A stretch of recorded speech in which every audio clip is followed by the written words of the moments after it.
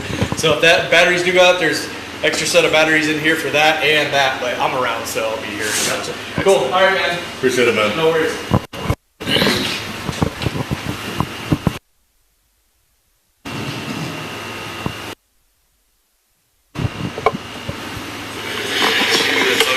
So if that batteries do go out, there's extra set of batteries in here for that and that, but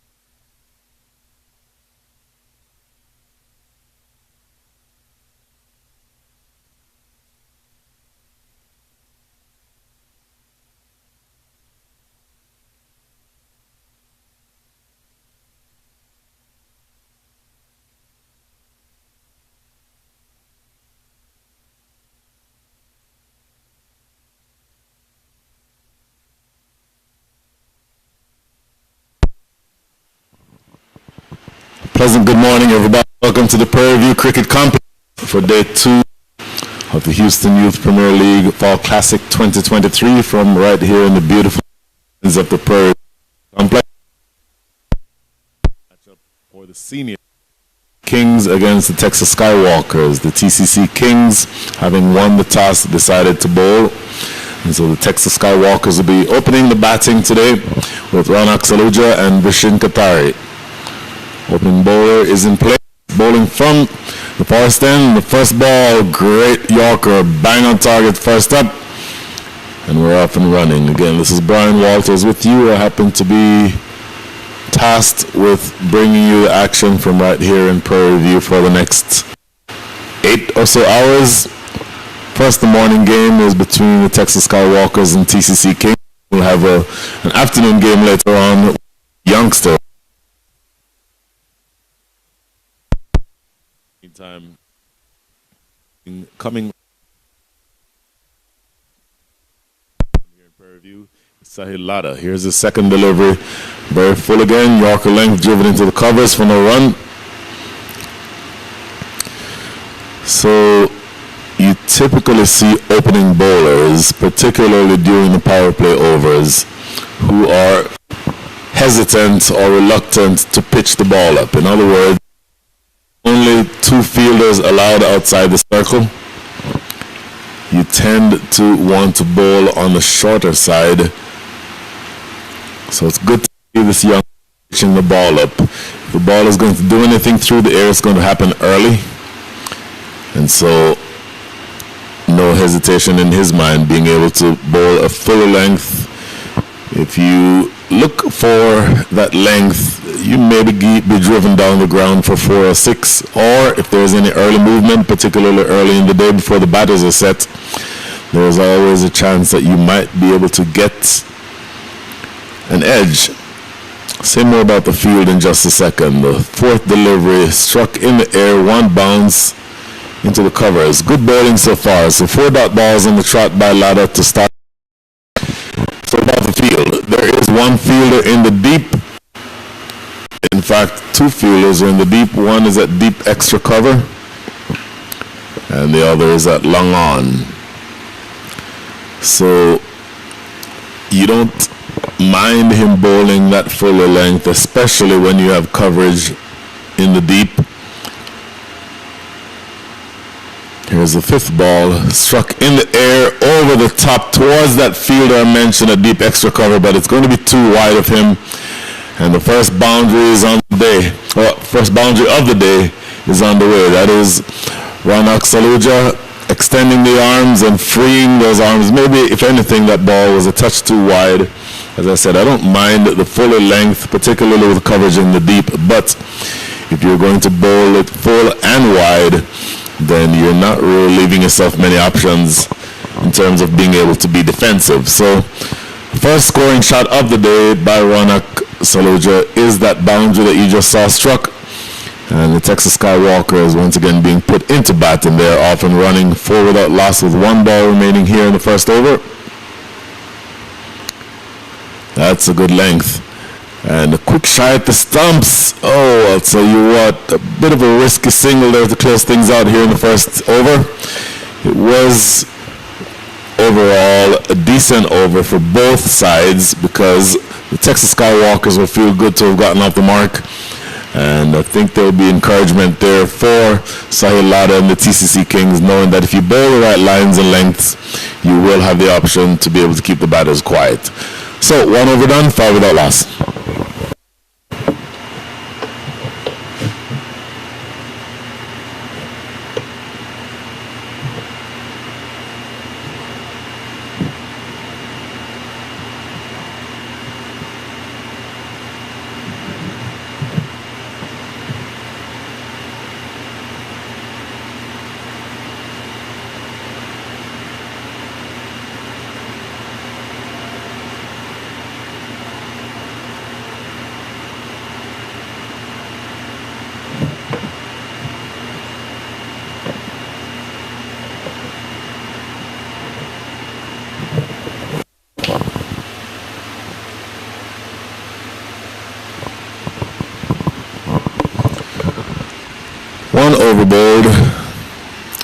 5 runs on the board. The TCC Kings, once again, having won the toss and deciding to bowl, are looking to restrict the batting of the Texas Skywalkers, who generally bat very deep. And the bowling is going to be coming from the highway end. This is going to be Aryan Tamala. And in fact, as a weird sort of quirk, Raunak Saluja has faced all of the bowling in this match so far. He took a single off that last ball. And he's now facing the bowling. So his partner, Vishen Katari, has not yet faced. And he's been out there for the entirety of this match so far. Next delivery by Aryan Tamala, slow through the air. He's an off spinner, very accurate off spinner, as you would expect if somebody is able to bowl inside the power play. Particularly bowling to 2 right-handers, because your margin for error is almost none. And if you make a mistake as a spinner, particularly an off spinner, turning it into the right-handers, you can get punished. Half-hearted appeal for a catch there, as a big drive being essayed by Raunak Saluja, but umpire Naveed Siddiqui is of the opinion that that might have come off the body of the batter and not the bat. Umpires for the day are Naveed Siddiqui, who is now standing at the highway end and now currently standing at square leg. Working the forest end is Rakesh Jain. Both umpires from right here in the Houston area. Not originally, but they both base their operations here in the Houston area. So 3 dot balls on the trot so far here for Aryan Tamala. In the air, pierces the gap, and they'll get a couple runs here, I believe. And in fact, it may just have gone for 4. It did go for 4. I think that was a moral victory for Aryan Tamala, because that appeared to come off the edge of the bat. Very streaky type of a shot. I think he was looking to play that through extra cover. Raunak Saluja went much finer than he was expecting, or much squarer, I should say, and races off the outside edge. And the second boundary of the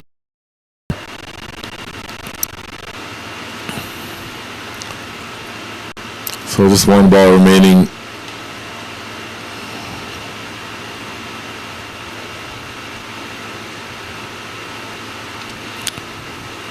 And now a shift in the field as you have long on and long off in position.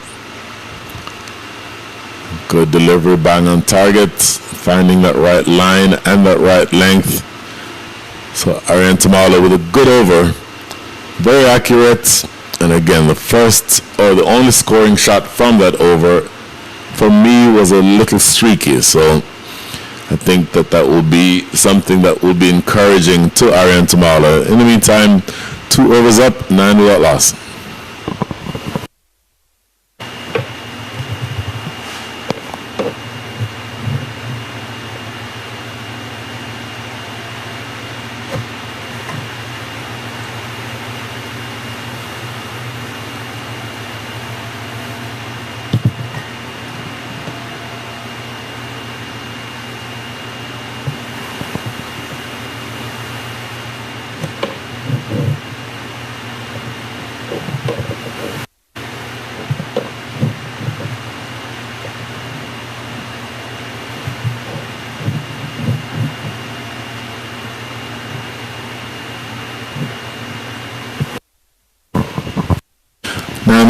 After 2 overs, it's going to be Sahil Lada to continue bowling from the forest end. Texas Skywalkers Classic 2023. And for the first time, oh my goodness, run out opportunity here. A direct hit would have seen the of Vishen. They decided very late to take off running, and I think those 2 batters are going to want to talk about that now, because that absolutely was a run-on opportunity. Miscommunication, and they were both almost at the same end at the same time. And they're going to want to clean that up because very easily, as I mentioned, that would and should by all means have been a run out. You get the sense that had one of the fielders been by the stumps to collect that, it still could have been a run out. That squeeze off the outside edge, that's better running. Good commitment to that run and immediately taking off, making that call was Vishen Kathari, and then making sure that he got to the danger end in time. So that is good running as opposed to what happened on that first delivery. They'll be a lot more encouraged by that. Texas Skywalkers once again put into bat. In terms of where we are in the points table, the Skywalkers are atop the leaderboard. This one played back to the bowler and Fields in his follow through for no runs. So both on top of the leaderboard, AA Sports and Texas Skywalkers played 2 and 1-2. AA Sports slightly ahead with the same number of points, but by virtue of a better net run rate, they are at the top of the table. So the Skywalkers effectively in second place. The TCC Kings have played 2, they have won 1, and they've lost 1. So they are in 4th place at the moment. Same record as the Texas Legends, but due to an inferior run rate, they are in 4th place. So looking to make sure that they get something good on the way. This is a slice, goes to short third, and it is fielded a bit streaky. Had there been a little bit more bat in that, it may well have carried to that fielder at short third, but luckily for Vishen Kathari, it did not carry all the way to third, and so there is the third single of the over. So we're 2 balls away from being halfway through the power play. The power play, of course, the first 6 overs. Within those first 6 overs, the fielding side can only have 2 fielders outside the circle, the inner circle, the 30-yard circle. Looking to go big here. Gets a thick on the edge. That's going to run away through square leg for 4. I don't think that went where Ron Aksaluja was looking to play. I think he was looking to play that more through mid-wicket. But the line, I think, is what did Sahil Lada wrongly there. He was a little too straight. And in fact, looking at that replay, he actually did clip that intentionally behind square because the line was going down leg side. And he certainly clipped that away for 4. So good looking shot. My apologies, Mr. Saluja. I almost took away your the effectiveness of that shot. Full, in fact, a slow low fielded cleanly in the covers, and they'll get 1. Do they want 2? Coming back belatedly for the second, but they'll get there without much fuss. So a little bit of an expensive over that time. First over that was bowled by Sahil Lada went for 5. This over goes for 7, make that 9, and at the end of 3, the score is 18 without loss.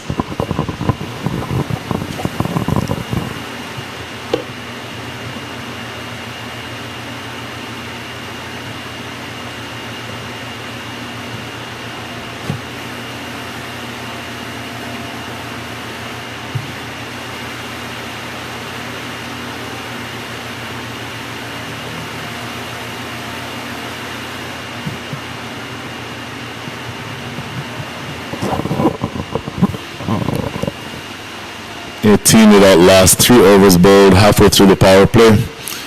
We're at field number 5, the westernmost field here in the Prairie View Cricket Complex. It is a relatively comfortable temperature as we speak, and by relatively comfortable I mean the temperature is only 85. For most people in the country, 85 degrees is hot and sticky.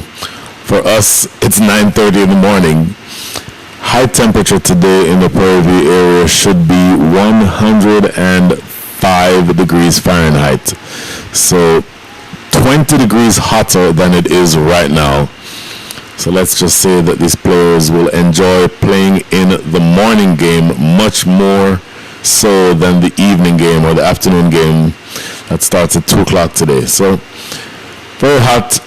and humid, obviously. But having said that, if you have the opportunity to come see the next stars of USA cricket in action, now would be a good time to just bring a chair, bring an umbrella, and come take a look. Aaron Tamala firing this one a little too wide for the liking of umpire Naveed Siddiqui. So that's the first wide of the day. Bowling heretofore has been relatively disciplined, and looking at that replay, that was not very wide, just outside of that guideline. That's a little bit better. Played into the covers for no run.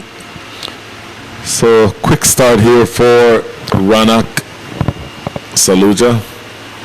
16 from 15, and Vishen Qatari much more sedate. In fairness, has not faced as many balls as the right-handed Ranak Saluja. So he is now 2 from 5 as 2 dot balls to start the 4th over by Aryan Tamala after that wide. Bowling around the wicket to the left-hander. This is struck into the cover. Still cannot pierce that field. This is good bowling to his field by Aryan Tamala. You see that he is bowling intentionally to the left-hander from around the wicket, maintaining an off-stump line. In fact, outside off-stump, and that ball is turning just a little and forcing him to play in that direction. Now, it takes the bull by the horns, though. Coming down and hitting over the top is Vishen Qatari, and he gets his first boundary of the day. A bit of risk in that shot because hitting it to long on, dragging it against the turn. So there's always an amount of risk here. So choosing to come down, skips there just a couple of steps, getting to the pitch and going through with the shot. Gets his first boundary now. Aryan Tamala following up with a delivery flatter and straighter. Played into the offside for no run. So the Skywalkers once again being put into bat. Currently scoring at the rate of 6.27 and over. We'll go through some of those permutations in a minute. Looking for the dab. Can't beat backward point.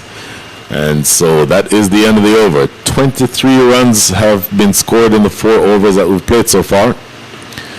5.7 runs and over is the rate. At this rate, they'll get to 115. My sense is that they'll want much more than that. 4 overs done, 23 without loss.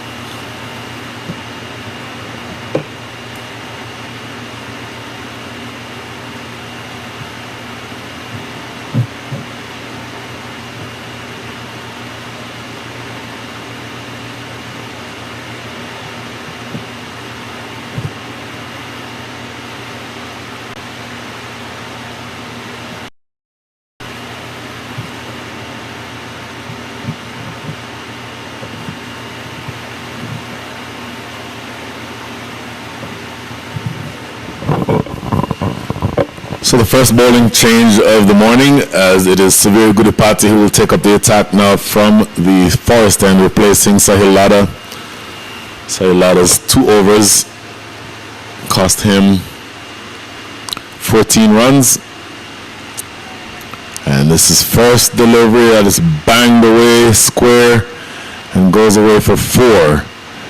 So not allowing Severe Gudipati to relax or to settle.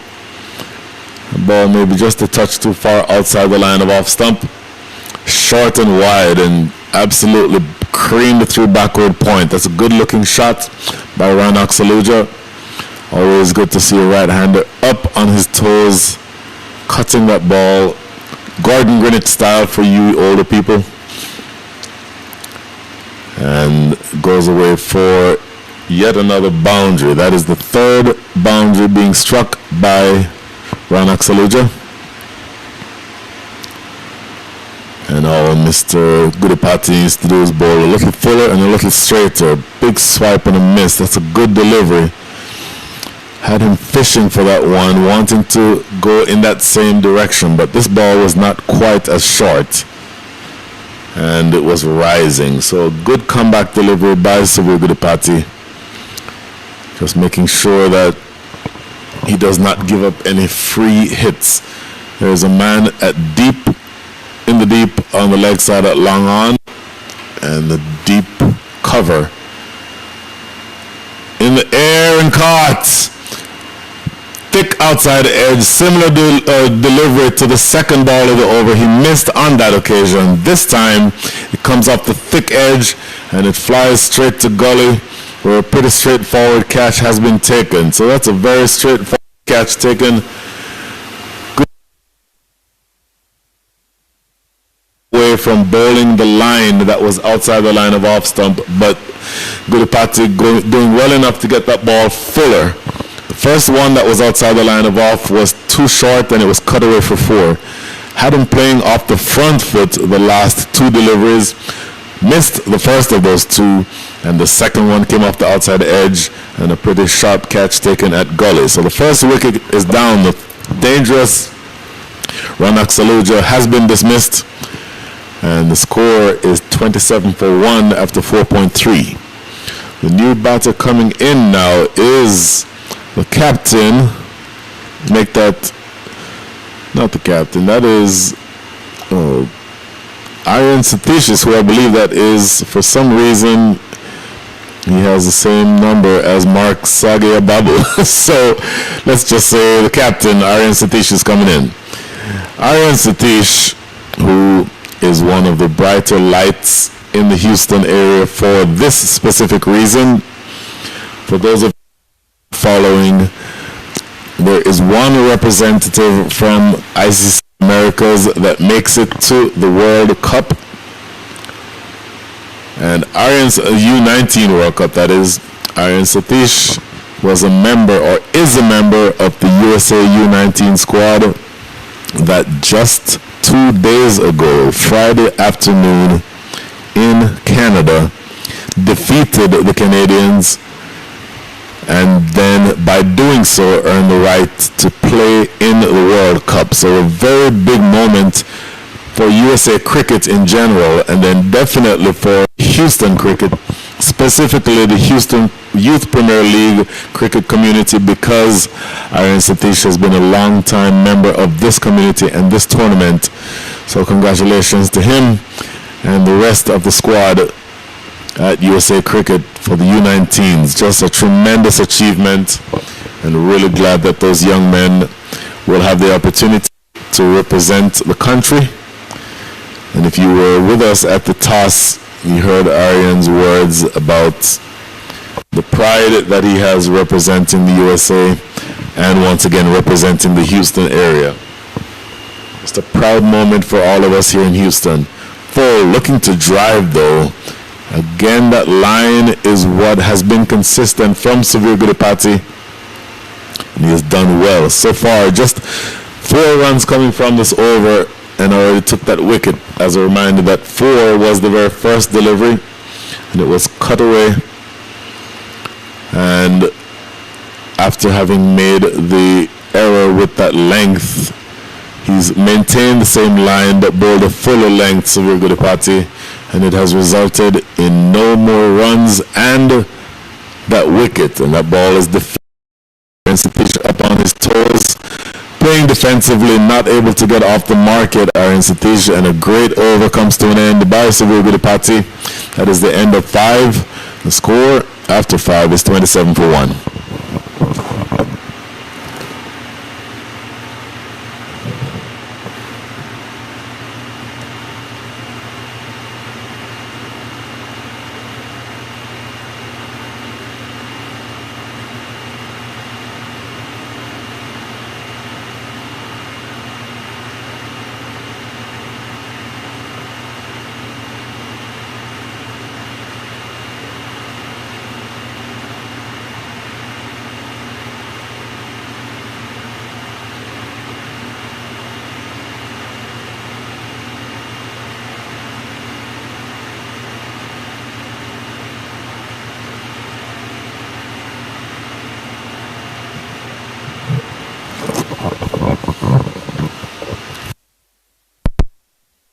27 for 1 after 5, the last over of the power play coming up, and we have a double bowling change as coming from the highway end now is going to be Anch Boje.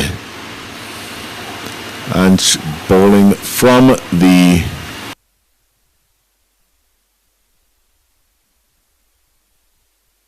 right-handed bowler and a left-handed aggressive top order batter. So you'll see him in action later on with the bat. But as of right now, he's bowling left arm, bowling to the left-hander. This ball just a touch too wide, and it goes as the second wide of the day. Both wides coming from this end, the highway end of the ground here in better line. It's played back to the bowler for no run. So Anch Boje, in speaking with his parents yesterday, got to understand that he is playing in England for a club, forgive me for not remembering the club, but it's the same club where Shea Hope, the West Indies wicket-keeper batter, spent time in England. And his goal is to get his picture on the same wall next to Shea Hope, which I think is a very achievable goal. Just based on the action that we've seen from Anch in the last couple of days, I think he is a really outstanding young cricketer. And we will see a lot more of him in the next years and in the coming years, I'm sure. Very talented young cricketer. In the meantime, shift for the field as the right-hander is now on strike. Captain Aryan Satish playing it off the back foot and finally gets off the mark. The fourth ball that he faces results in a single. Always good as a batter to just get a number beside your name other than 0. And especially for a number 3 batter coming into this match, you'll want to make sure that you get something against your name. Having said that, Aryan Satish, as I mentioned, has been playing in a very high-profile tournament that they just won, so he'll be buoyed by what happened in Canada over the last several days, and particularly coming down to that last match against Canada. They had to win that match to be able to go to the World Cup because Canada was on top, and had the tournament ended before that match having been played, it would have been Canada who represented the Americas in the World Cup. But there were some nervous moments for those of you who did not watch that tournament, because it was supposed to, this is the World Cup 50 over match, and heavy rain and poor conditions. For a moment it seemed that that entire match was going to be worn out, going to be lost, meaning they would not have had the chance to play. It's a misfield there at extra cover. They should get just one good piece of fielding. No, a sliding and a stop by Aaron Tamala, not able to pick it up cleanly though. They get a couple. So that should be the end of the power play, I believe. Yep, end of the power play, 32 for 1. So as I was saying, if you were not following along that match, heavy rain and poor conditions meant that there was not going to be the possibility of playing a 50-over match. And so eventually they were able to arrange for a 25-over match, if I remember correctly, maybe 24. But in that shortened form of the game, Canada lost the toss. The USA won and decided to insert Canada to bat. And the USA side bowled really well and knocked Canada back immediately, bowled them out by memory, I think for 92 in 25 overs. And then the USA successfully chasing that target of 93 with some 3 or 4 overs to spare. Again, I'm saying all this from memory, so if I'm not exactly right on those numbers, please forgive me. But the bigger picture is Canada lost that match. The USA won And having won, that gave them the opportunity to represent the ICC Americas region in the World Cup. By the way, this is Severe Gudipati back into the attack.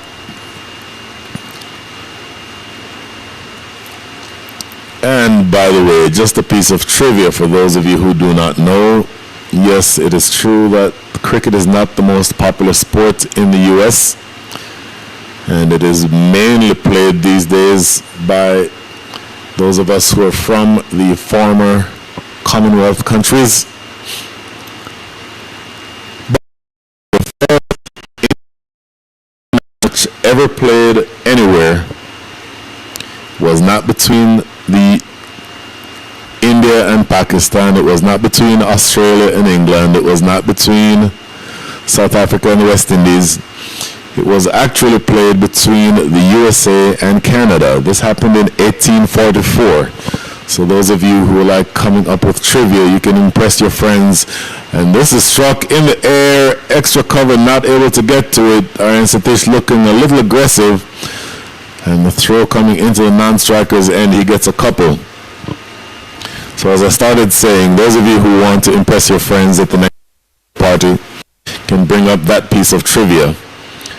The USA and Canada not only played the first international cricket match, it's actually the first international sporting event of any kind in any sports.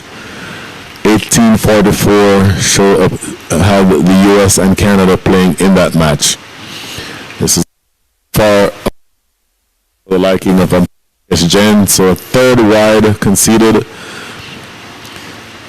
So, a long way of saying there's a long and varied history of competition, particularly cricket competition between the USA and Canada. And this most recent version of that matchup saw the U19s defeat Canadians. Appeal for a catch and gone. Oh my goodness. So Aryan Satish going for a wide one. It was far outside the line of off stump. A big flash and a miss. In fact, he didn't miss it. That ball kissed off the outside edge. And umpire Rakesh Jain immediately raising the finger. Loud appeal. And immediately Rakesh Jain, without taking a second, immediately raising the finger. So I think it had to have been a loud enough edge or big enough edge. Aryan Satish walking off dejectedly. I don't think he disagrees with the decision. I think he's more disappointed in the fact that he was not able to put more runs on the board than the couple that he did, the three that he did. So unfortunately for him, Aryan Satish, he's dismissed. And the second wicket goes down for the day. 35 for 2 is now the score. And the new batter coming to the wicket is going to be Akhilesh Balan.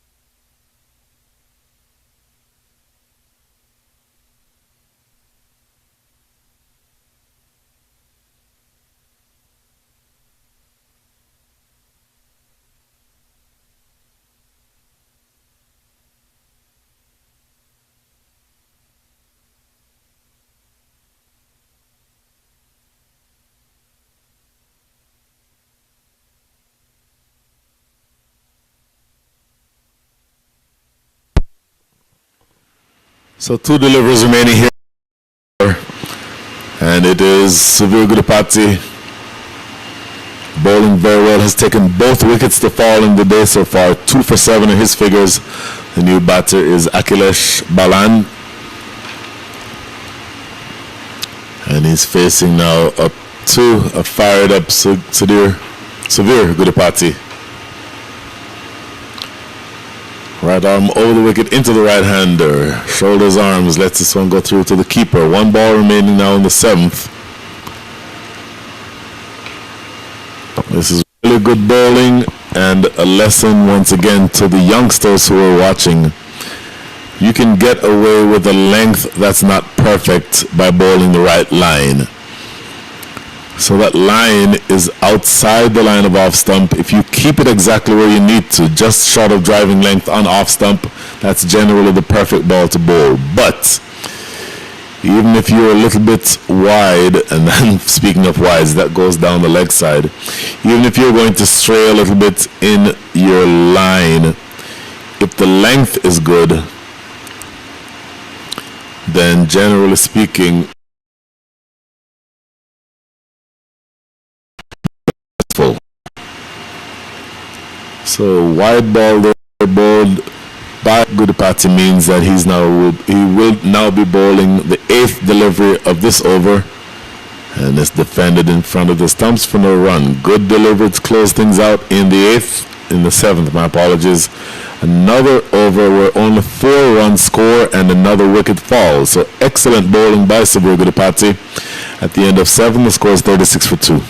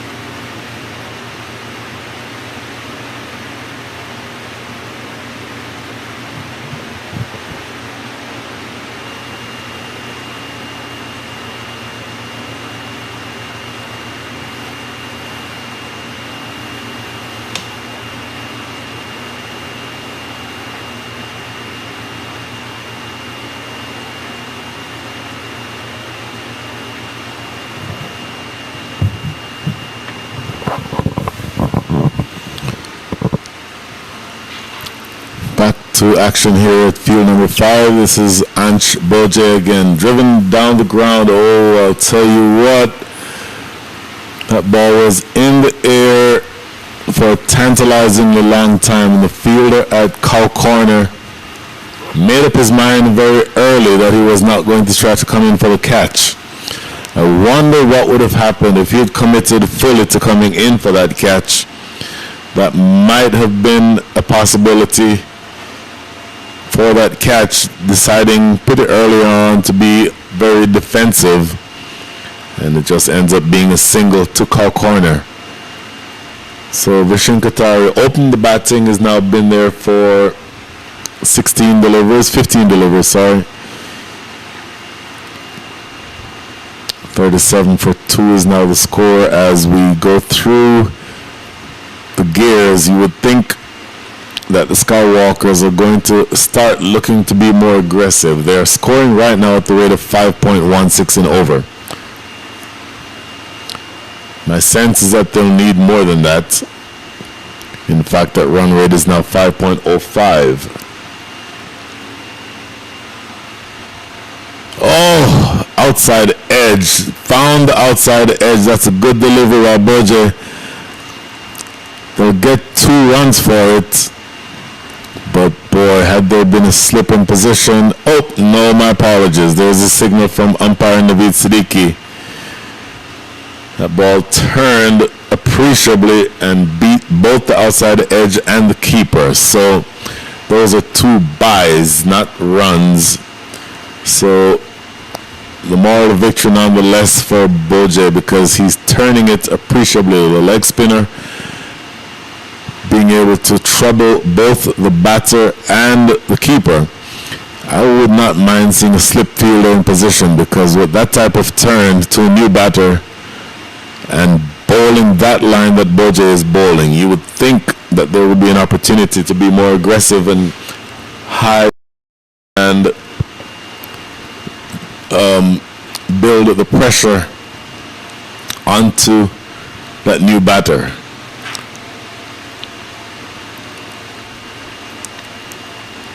Good delivery again, struck in the air. This is going to land in between long on and long off. He'll get 1 run. Looking to shift that pressure, Akhilesh Balan.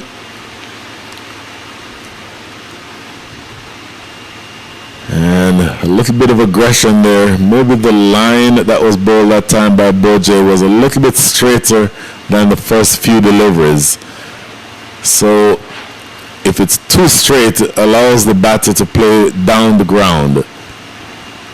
If it's on off stump turning away, that's where he threatens the right-hander. So we'll see if he's able to return to that line. He's not bowling to the left-hander. This is outside the line of off, yet another wide. So having gotten 5 deliveries, or 5 legal deliveries done in the over so far, we're still waiting for that one closeout delivery. Wants to make a good one to the left-hander. Leg spin, spinning into the left-hander, needing to start it outside the line of off. Looking to sweep this, takes a thick under edge, or it may have come off the body of the batter. Wait for the signal. Nope, it's an under edge, and a single taken to short fine leg. So that is the end of the over. 6 runs coming from it. 2 leg byes, make that 2 byes and a wide, as well as 2 runs, make that 3 runs from the bat. 6 from the over. After 8, the score is 42 for 2.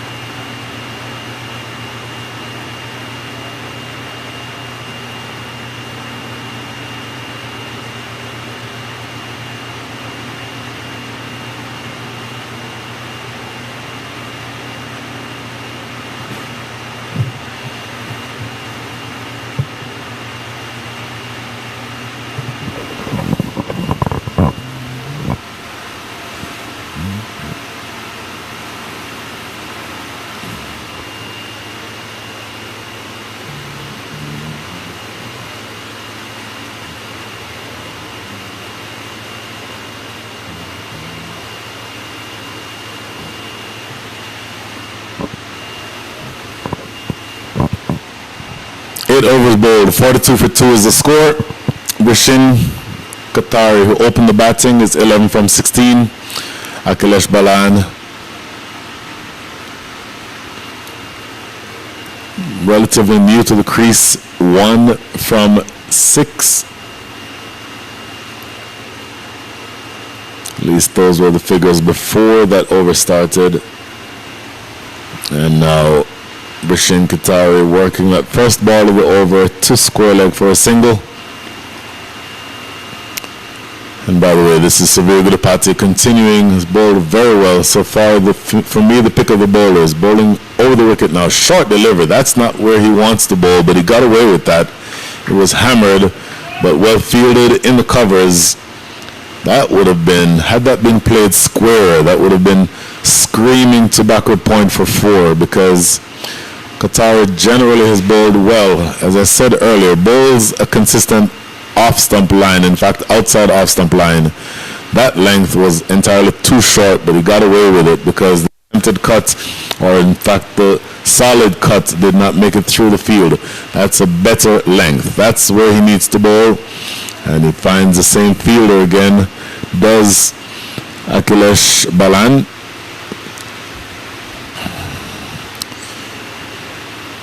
So Savir Gudipati has bowled well for the most part, and when he has made a mistake, it has been where he's bowled too short.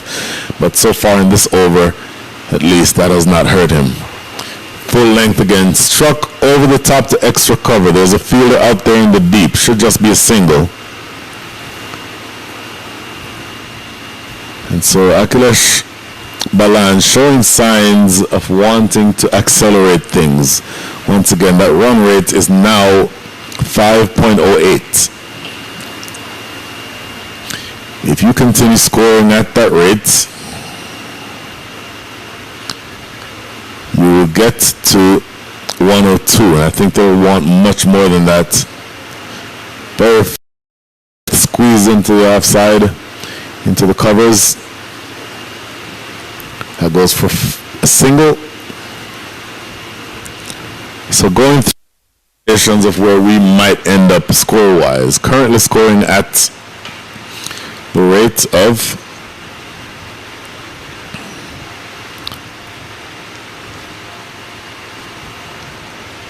5.09. Go through some permutations after this ball. Full and stroked into the covers. Not a clean pickup, but there was always going to be a single there anyway. So they run through for that single. 8 overs are done. Make that 9 overs are done. At the end of 9, the score is 46 for 2. So looking at projected scores, currently the rate of 5.11 gets them to 102. As I said, I think they'll want much more than that. Scoring at a run of ball, 6 and over gets them to 112 from here. 7 and over gets them to 123. 8 and over gets them to 134. 9 and over 145. 10 and over 156. So the bowling has been really good thus far. And after having chosen to bowl, the TCC Kings are making it look like they made the right decision. In the meantime, we have a bowling change now from the highway end. This is going to be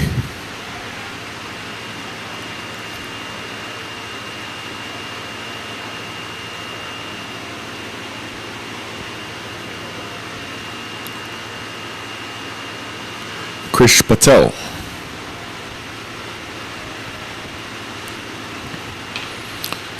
Krish Patel, a right-handed, a right-arm bowler. First delivery, going down the leg side, a little too straight. That's swept away. A long run for the field at deep backward square leg. And they'll get 2. As Patel getting that one just a little too straight, slanting it inward to the right-hander. Certainly too short and too straight, going down the leg side and cashing in for a couple of runs was Akhilesh Balan. So find that right line, loop a delivery, struck back to the ball. It doesn't feel cleanly. They have an opportunity for a run. Underhanded flip from short cover was not successful. So they steal a run. I talked about the urgency, and you suspect that they'll be looking to be more urgent, trying to get that run rate up. Currently at 5.25. That's a little bit of extra time here as the batter came sliding in and may have just tweaked something, but I think he'll be fine.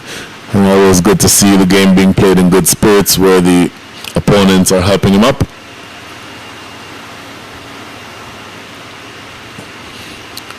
So side change, bowling around the wicket, the right-hander Krish Patel, bowling now to the left-handed Vishen Katari.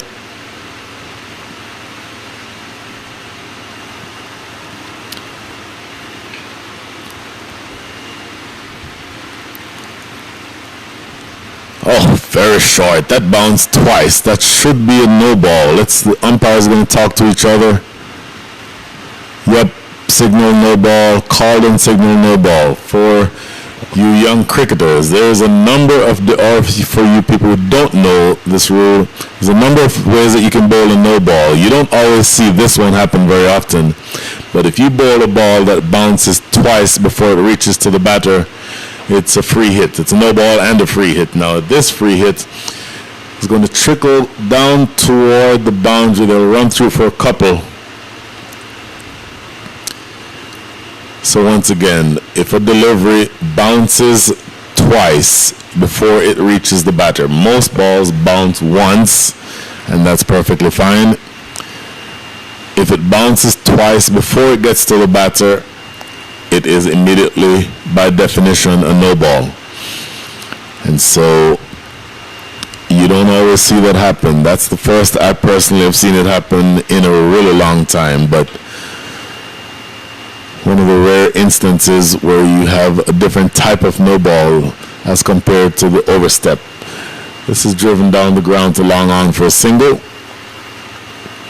So 2 deliveries away from the halfway point in this innings, my apologies. And Vishen Qatari, who again opened the batting, he's still there, been there for the entirety of the innings. 15, make that 16 from 21. Akhilesh Qatari is now on strike. That's struck down the ground to long off. He now moves up to 7 from 13. And 1 ball remaining here in the 10th over. 54 runs are on the board, and we will, I think, see the last 10 overs of this match with a lot more scoring than you've seen so far. Down the ground, struck in the direction of long on. He has a long way to go to his left, and 2 more runs. So once again, that urgency seeping into the mindset of the Texas Skywalkers. 10 runs coming from that over, very productive over. In fact, that is the most productive over of the entire match so far. 10 runs from the 10th over. After 10, the score is 56 for 2.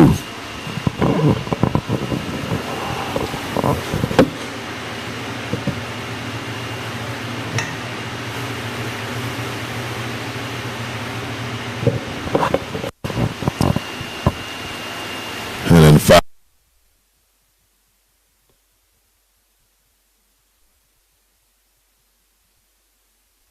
View Cricket Complex.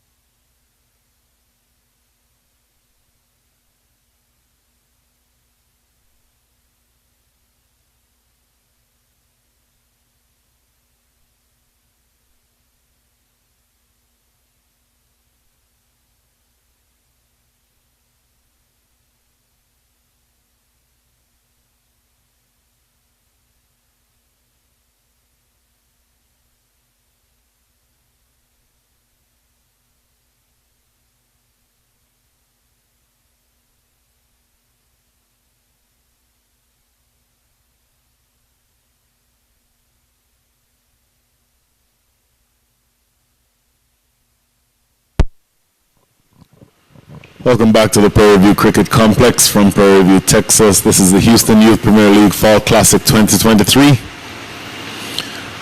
Back here between the Texas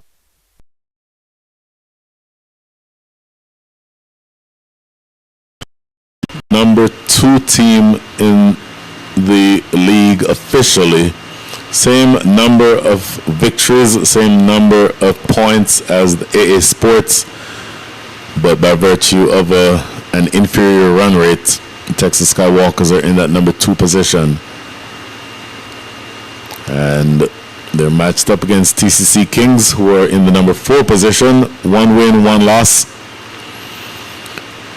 The Texas Skywalkers, after having lost the toss, were put into bat by the TCC Kings. And this is going to be Vihan Mehta, the captain. This is a thick outside edge, running close to the boundary. Won't get there. They come back for 2. Do they want 3? Coming back for 3. Urgent running. I'll tell you what, this is going to be close. And it's not going to be out. That is great running. A good commitment for that to that 3rd run. Saw it the entire way, Vishan Qatari committing. He was going to the danger end, but he wanted to come back for that 3rd run. And on this occasion, it actually worked out very well for them. So, a couple of times I've already said it, I expect to see more urgency. He can be urgent.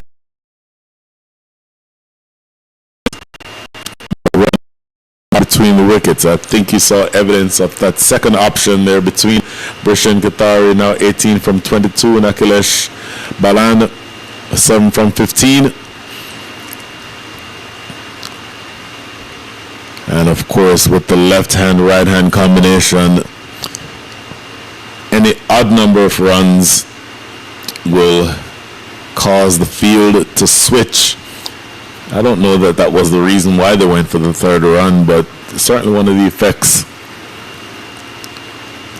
And I think this team or this pair at the wicket will be looking for any additional opportunities to get those additional runs. So 2 balls bowled here so far in the 11th over. This is the captain himself, Vihan Mehta. Off the back foot, played into the cover. No run in the covers, rather. No run. Vihan Mehta, this is his first over. Bowled well yesterday. And he's going to be looking to hopefully pull things back. Reverse sweep being attempted, and it is given.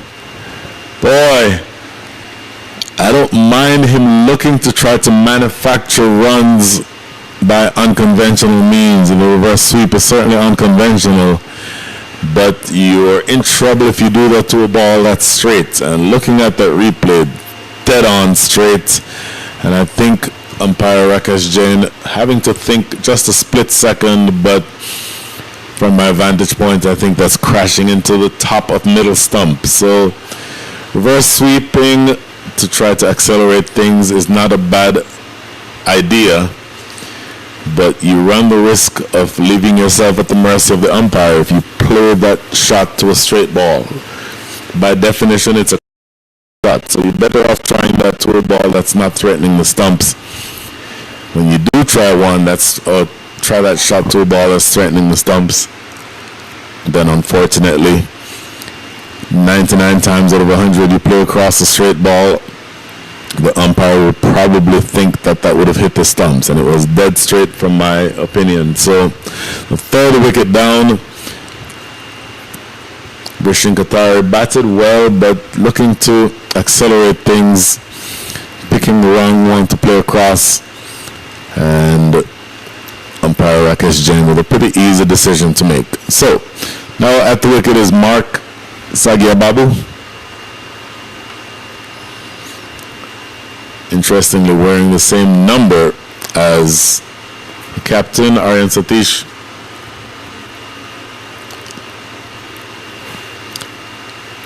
Sagiababu coming in at the fall of the 3rd wicket. So now only 2 balls remaining here in the 11th.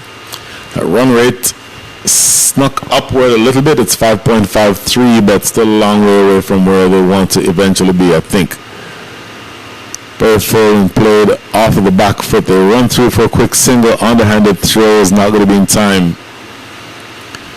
So immediately off the mark, no pun intended, is Mark Sabiababu. Beyond Meta with a successful over so far. Only 4 runs coming from it. And with this last ball coming, he's already taken a wicket. So the advantage of having the left-hander dismissed, if you are the TCC Kings, is that you do not any longer have to worry about a left-hander and a right-hander batting at the same time. Last ball of the 11th, tossed up, hit down the ground over the top of mid-on. That's going to go close to the boundary. In fact, it bounces now in front of the boundary and rolls over for another 4. So that is the 6th 4 of the innings struck so far. Welcome 4 hit by Akhilesh Balan. That's the end of the over after 11. The score is 64 for 3.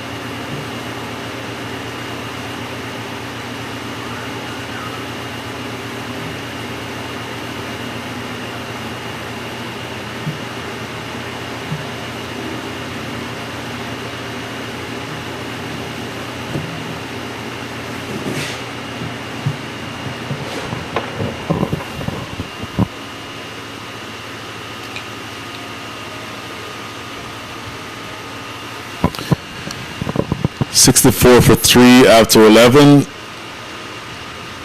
Change in the bowling once again, and this is going to be the opening bowler, Sahil Lada, taking up the attack from the highway end. Both 2 overs earlier from the forest end, and now switching around, bowling from the highway end.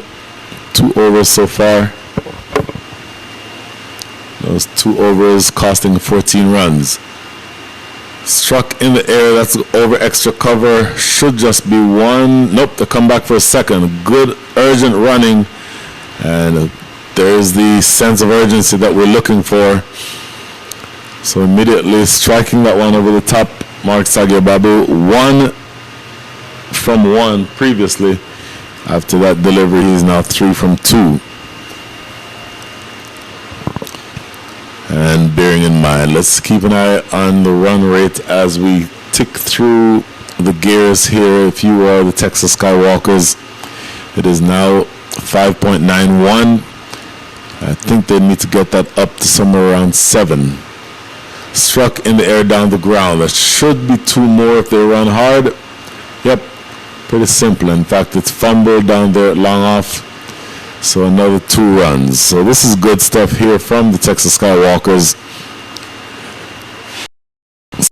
Looking aggressive, again, looking to change the conversation. And this, for me, is evidence that you can be aggressive without playing unconventional shots. So just a thought.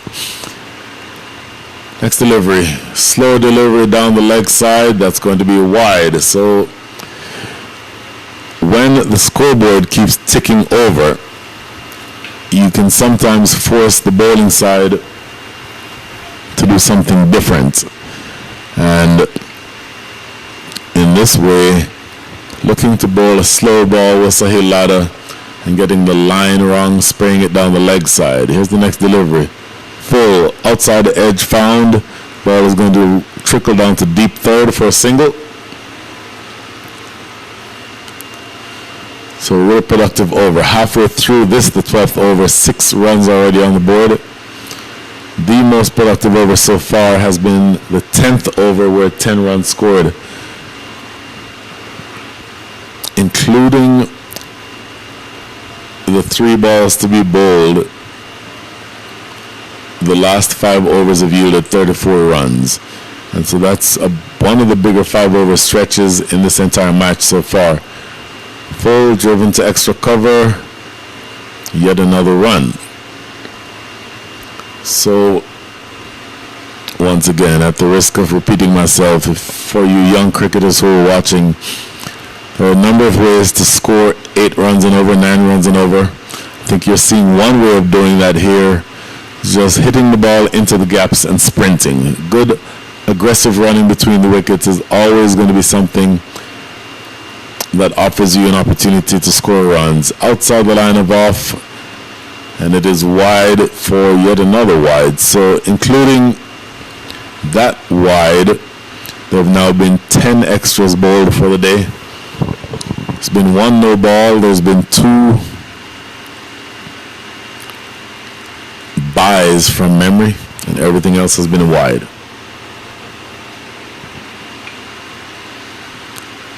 Next delivery, Yorker length, hit in the air, long on and long off, hitting it very straight. So this is good batting by Mark Sagyababu.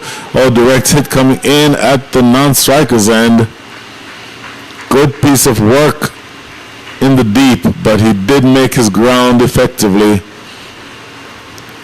So Akhilesh Balan sliding the bat like you're supposed to do, you youngsters. Again, forgive me for turning this into a long coaching session, but you see there that Akhilesh Balan running to the danger end, sliding his bat in. And if he did not slide the bat, my sense is that he would have been run out. That was a very close call, but 2 more runs to the total. And here is the last ball of the 12th, played into the covers. Once again, tip and run. So a very productive over. This one is the most productive of the entire match. 11 runs coming from it. At the end of 12, the score is 75 for 3.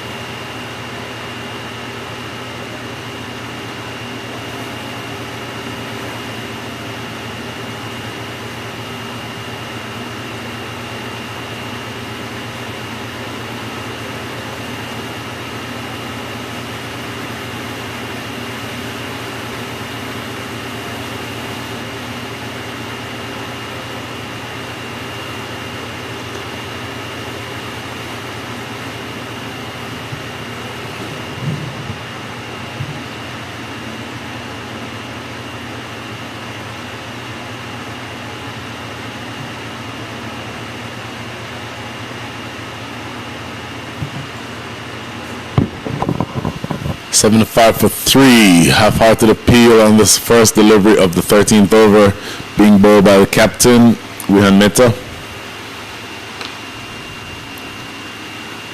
That half-hearted appeal not answered, but a very good measured acceleration here being displayed by the Texas Skywalkers. Next delivery looking to go big. Thick on the edge, trickles to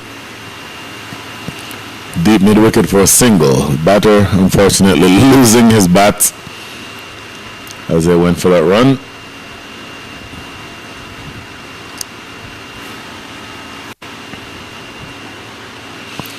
So just now down to the last 46 balls in this innings. Slow through the air, appeal for stumping, but good work by Akhilesh Balan to keep his back foot grounded inside the crease. But a good 3 deliveries here, bowled by the captain, Wihan Mehta.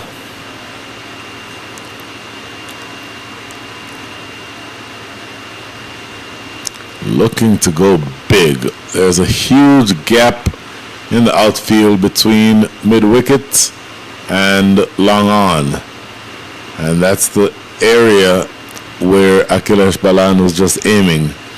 Now the fielder deep mid wicket just came across a few steps to his left to try to close that gap, but it's still a very big gap. We'll see what happens here.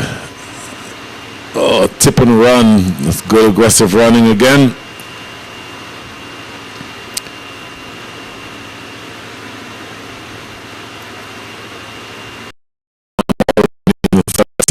Two runs already from this over.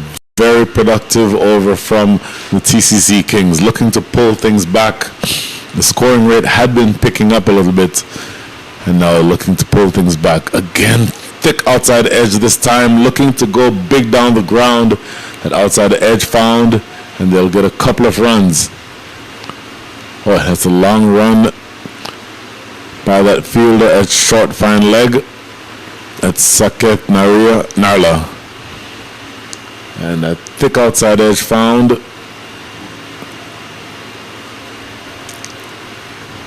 Two runs off that last ball, so that is the end of 13. 4 runs from the over total. At the end of 13, the score is 79 for 3.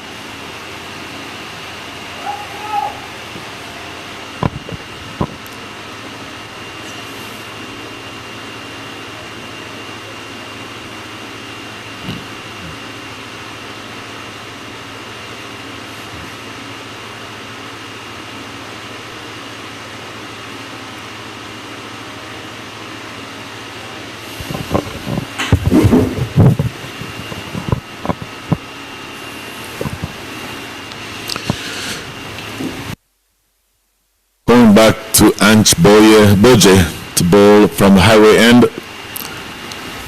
To bowl to Mark Sagebabu, striking it. He's doing a good job, Mark Sagebabu, hitting the ball straight. So anything down the ground, whether in the air or on the ground, it's generally not going to be in danger of being caught. Obviously,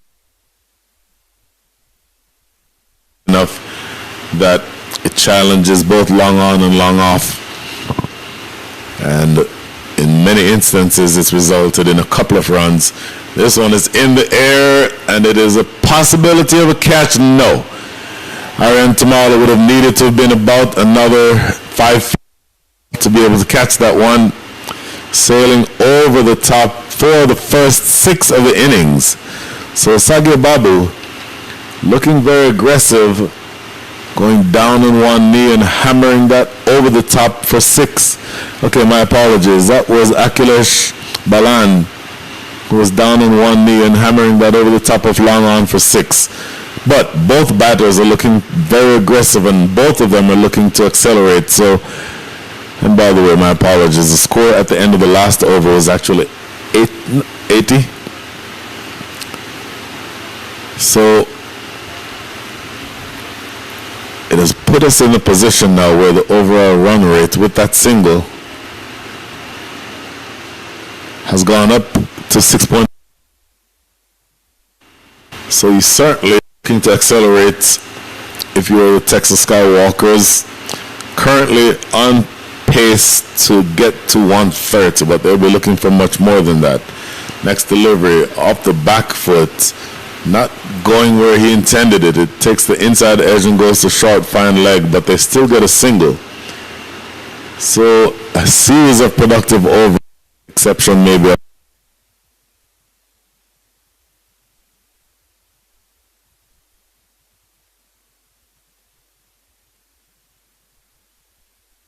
From this, the 14th over with only 2 to come. Next delivery by Boje. Quick run, took off late, did Akhilesh, but getting to the non-strikers end, very soft hands, and able to run through and make 10 from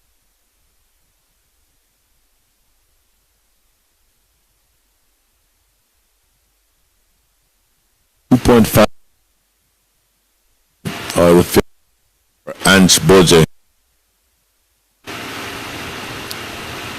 And now here he is bowling now to Sagya Babu.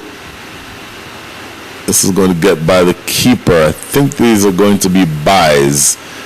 No indication yet from umpire Naveed Siddiqui. And there's a signal. Those are 2 byes.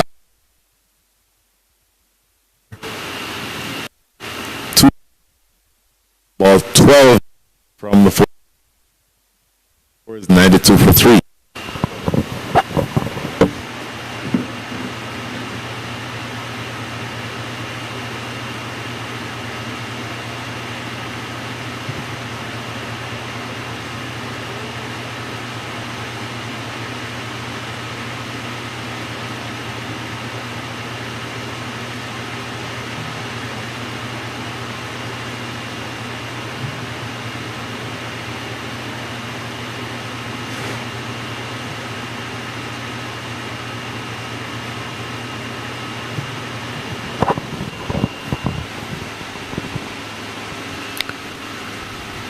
Okay, it appears that we're going to have another strategic timeout. Again, very hot conditions here in the Prairie View area. Current temperature up to 87 degrees, and it's only 10:30 in the morning. So we will have that short strategic timeout. Quick break here, and we'll be right back.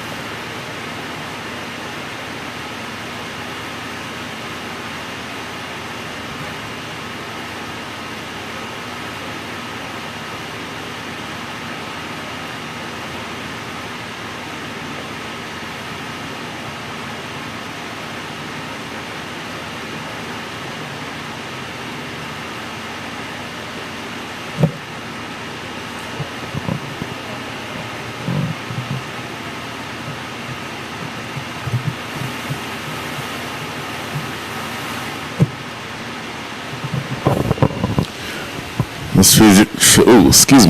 strategic timeout is complete. The captain, Vihan Mehta, has the ball in hand, and he will be bowling now from the forest end. Smashed square of the wicket that will run away for 4. A little too wide by Vihan Mehta. 1 for 10 from his 2 overs so far, but the beginning ball of his 3rd over is smashed away through the offside for 4, giving the width to Akhilesh Balan. Very, had he left that alone, that may well have been adjudged wide by Rakesh Jain. As it is, the first ball smashed away for 4, and that run rate that we've mentioned a few times already, ever climbing, now up to 6.78. Through the offside, similar line but a lot fuller length. Driven square of the wicket, they'll get another couple of runs. So, showing the urgency along with Mark Sagyababu, 25 from 20, make that 27 from 25, Akhilesh Balan. Mark Sagyababu, 15 from 12. Flatter through the air, struck to extra cover. He cannot control it. They'll get a single. And so the first 3 balls of this over yielding 7 runs.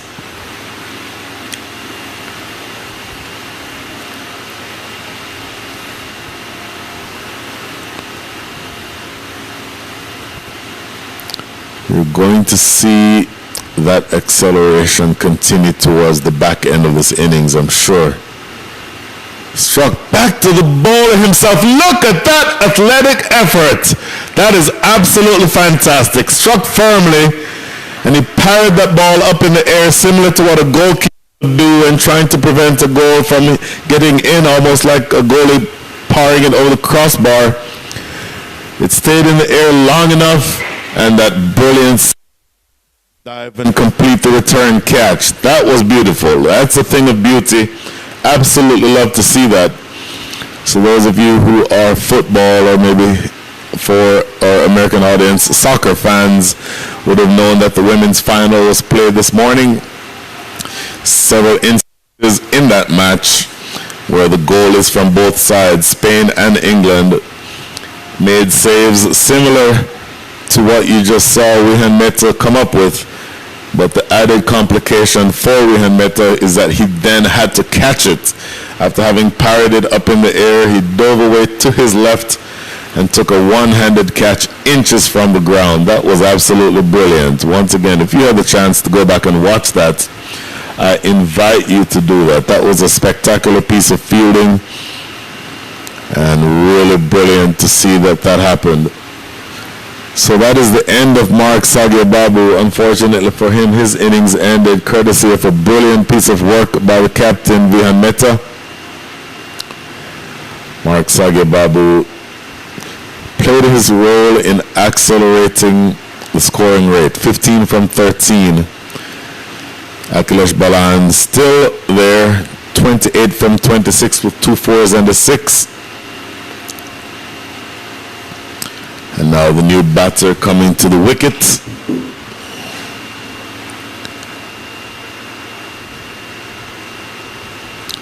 Get that name as soon as we get it full and back to the ball, almost going to him on the full. And in fact, this is Joy Jadhav. Almost had 2 consecutive cotton bowled opportunities. Joy Jadhav, right-handed batter. Very excellent young cricketer himself.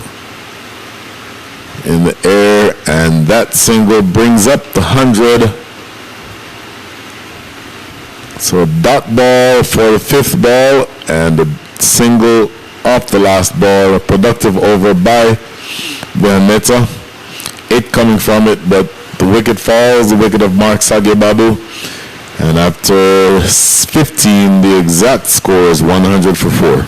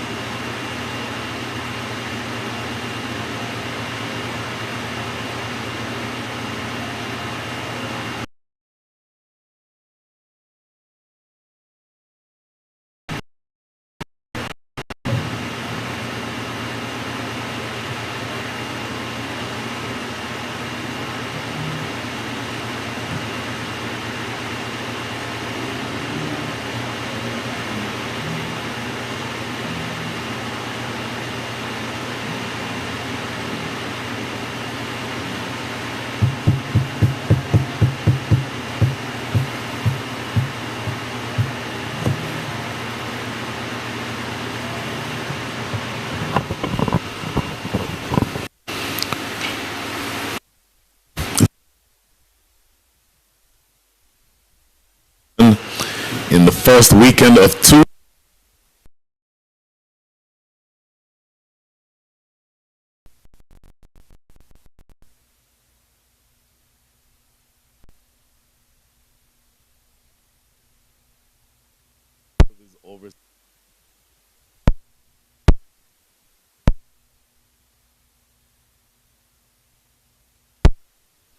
But Boje so far 3 overs, none for 9.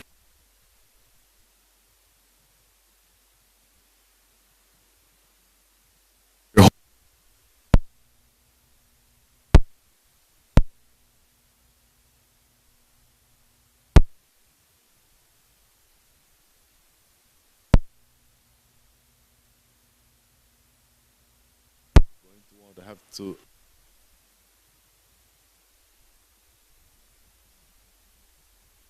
for this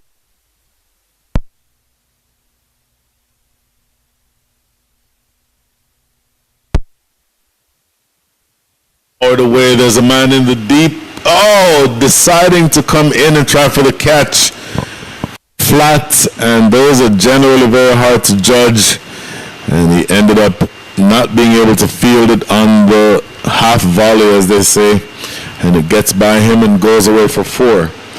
So admittedly it was a long hop, short and hammered away into the deep.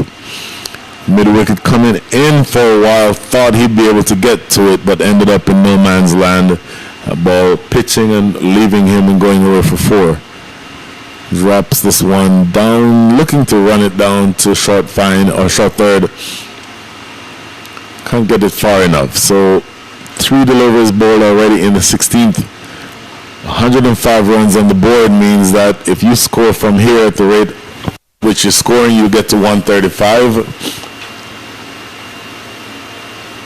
Outside the line of off, another dot ball. If you score at the rate of 8 and over, you're at 140. Get it up to 10, you're at 148. I would think that they'll be looking for something in the range of 10 and over.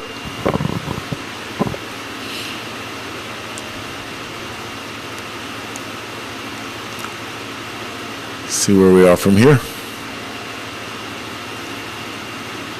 Once again, dropping this one. Now, this does get a little bit further away, going down to that fielder short third. They're able to get that single. So, good last over bowled here by Anch Boje. 6 runs coming from it. And at the end of 16, the score is 106 for 4.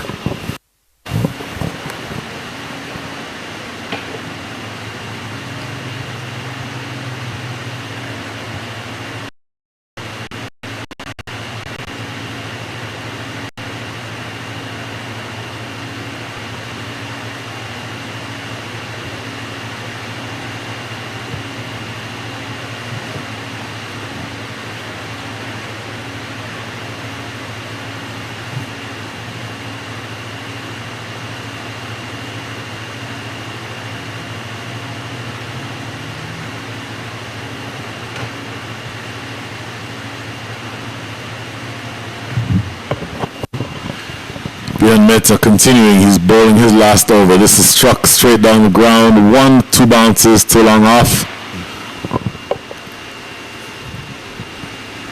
His figures so far, Vihan Mehta, of course, he's the one who had that spectacular return catch in the last over. 2 for 19 from his 3.1 overs. Next delivery, loopy, and it's in the air and catchable. And taken a backward point. Pretty straightforward catch. Looking to go over mid-wicket was George Adav, aiming in that direction, but that was a thick edge and it skied up in the air towards backward point. Stayed in the air for a while, but ultimately landing safely in the hands of that fielder at backward point. So George Adav is dismissed. 2 from 3 for him. He'll be disappointed with that. But the 4th wicket goes down. We're into now genuinely the back end of this innings with one ball having been, or two balls having been bowled here in the 17th. George Adav dismissed, looking to go big over the onside, succeeding only in getting a top edge, taking a backward point. So, new batter coming in is going to be V.S. Sriman. V.S. Sriman joining Akhilesh Balan. Akhilesh Balan, 34 from 32. And if the run rate had been accelerating in the last several overs, about the best way to pull that run rate back is to take wickets. And you've done that here if you're the TCC king. So you just want to keep making sure that the pressure keeps building. I will say that they really want to see the back of Akhilesh Balan. He's been there the longest, at least longer of the pair who's now at the wicket. And so you're going to want to make sure that you continue being defensive, but at the same time looking for opportunities to take wickets when they present themselves. So, new batter, V.S. Sriman will be facing up to the wiles of captain Bihan Mehta. A tall right-handed batter facing a field with several fielders in the deep on the leg side. This is outside the line of off, not too wide, and so umpire Rakesh Jain allows it to go through without raising those arms.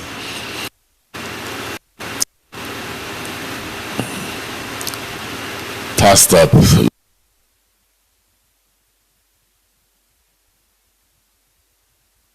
Of the bat. So good. And that, I believe, is the end of the over. Oh, wait a minute. Oh, I missed that. He may have knocked him over. My apologies. I missed when that happened. Tossed up. And in fact, it was an LBW shout. So, dead straight. And I missed that was an appeal for LBW, but looking back at the replay now, it was straight enough that umpire Rakesh Jain deciding that it would have gone on to hit the stumps. So the wicket goes.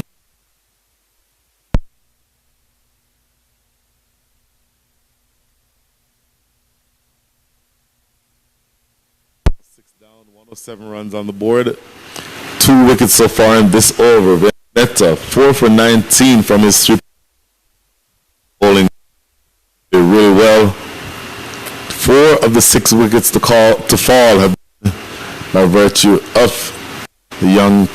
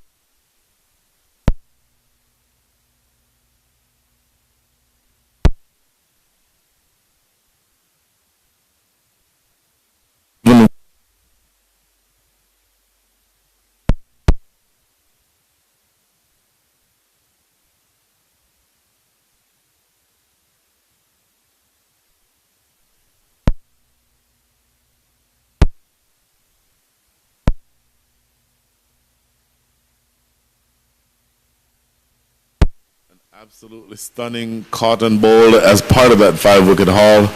And all behind get a trick on the last ball of his spell. We saw a hat trick yesterday, and in fact that batter and he was dismissed.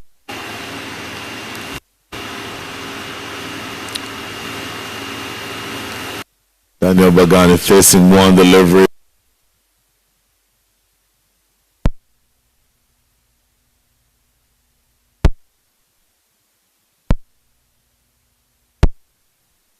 being really economical behind Meta.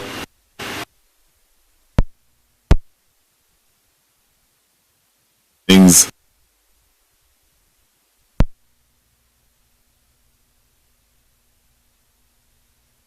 Started saying we saw a hat trick yesterday, and in fact that was almost a hat trick.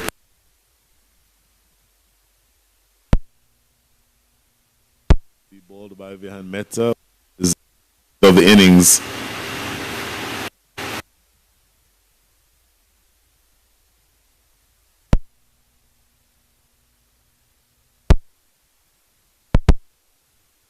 Driven back to the bowler himself for no reason. So very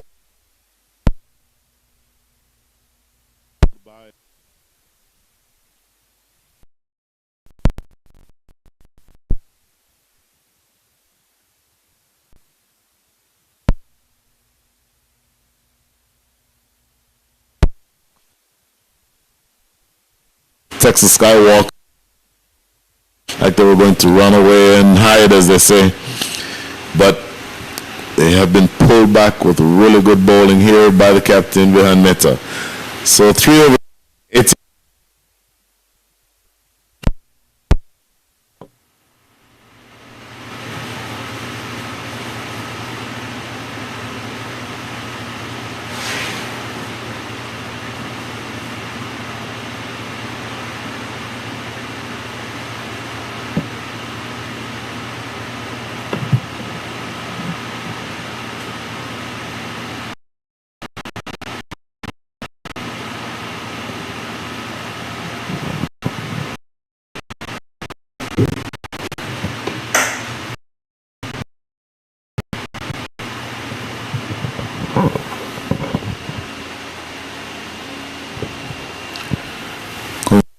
Tamala, ball 2 over, coming 4th over of the innings. Full toss is slapped toward extra.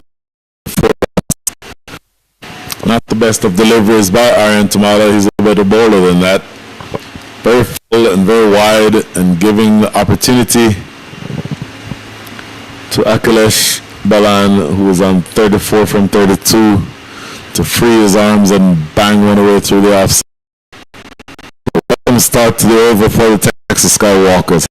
High bound for the last several deliveries. Oh, looking to run this one down throughout 3rd. Missing out on that opportunity, but that's a good comeback. That's a line and certainly the length that he needs to be bowling. Aryan Tamala now into his 3rd over. 2 overs so far. None for 13, and this is struck in that same direction, extra cover, in fact down to long off, and fielded after a couple of bounces, just a single. So with that single, Aryan Tamala's figures, my apologies, 2.3, none for 14. And now the new batter is going to be on strike. That's Vrudant. First delivery to him, struck mid-wicket, dives over it. In fact, it may have just taken a strange bounce and gotten by it. Oh, came back for 2. I'll tell you what. Aggressive run in between the wickets again. I've said it a couple times. That's what you want to have happen. And you see the urgency being shown by these 2. So here's the next delivery. Played a good diving stop by the bowler, Tamala himself, to make sure that that ball does not get by.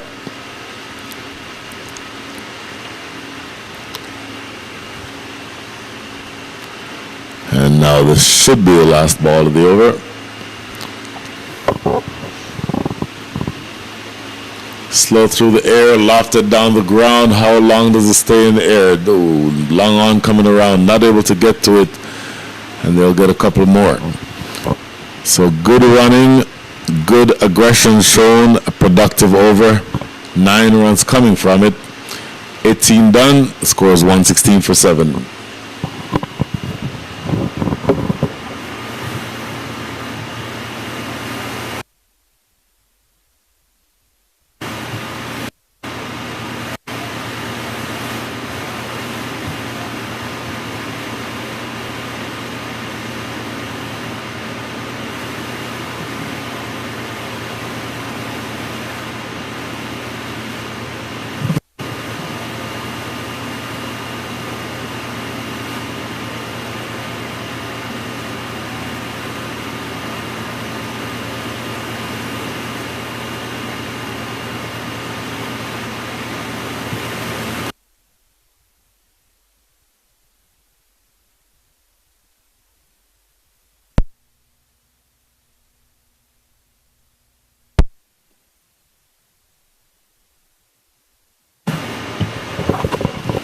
Changing bowling, Yasudu Pati is coming back into bowl his last over from the Forest End. The score is 116 for 7. So we're at the last 2 overs of the innings.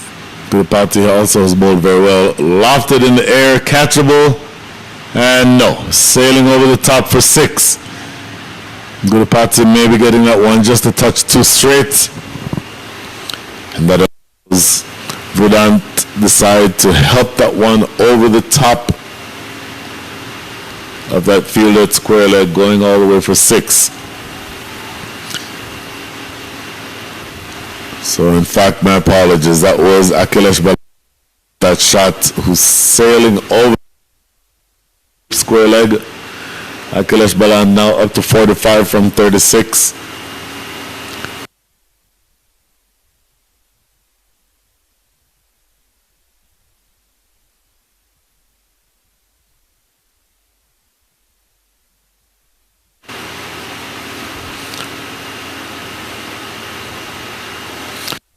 Looking at the last 10 balls rather. And for Severe Gurupati, you just want to make sure that this closes out without more damage. Already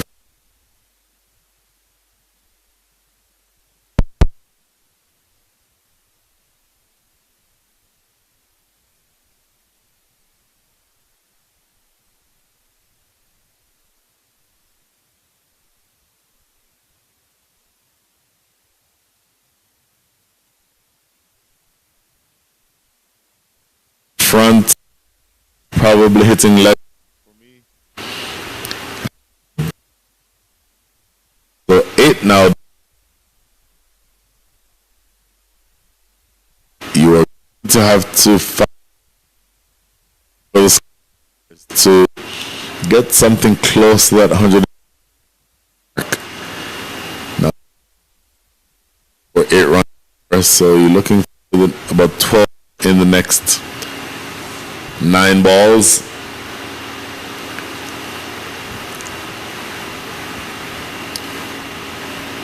So the new pair at the crease, Akhilesh.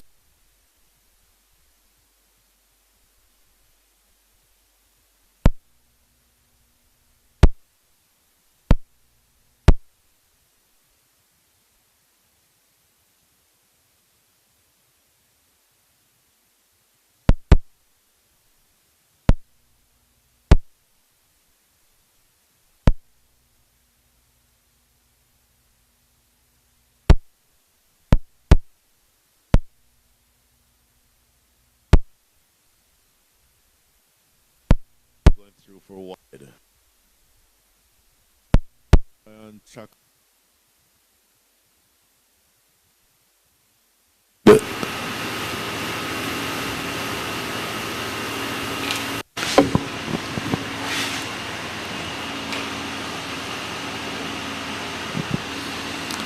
Next delivery down the leg side again. So a little bit wayward bowling here now by Severe Gurupati.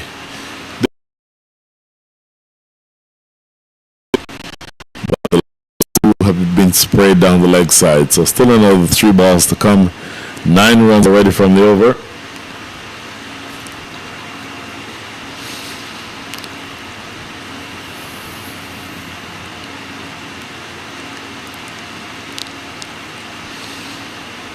Played back to the bowler himself for no run.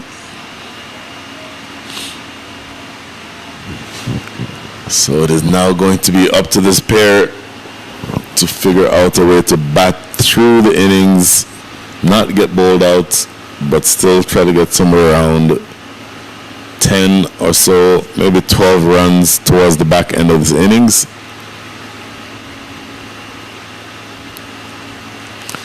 Next delivery. Oh, clipped to mid-wicket. Not looking to play it there, I don't think. But still gets a single. So now just 1 ball remaining in the 19th over. So we're going to Gurupati bowled very well. 3 for 21 from his 3, make that 3 for 22 from his 3.5. His last ball coming up. or really hot and humid conditions continue here in Prairie View. Good ball, played off the outside edge, just well played. And that is the end of 19. 11 runs coming from the 19th over and a wicket. Score is 127 for 8.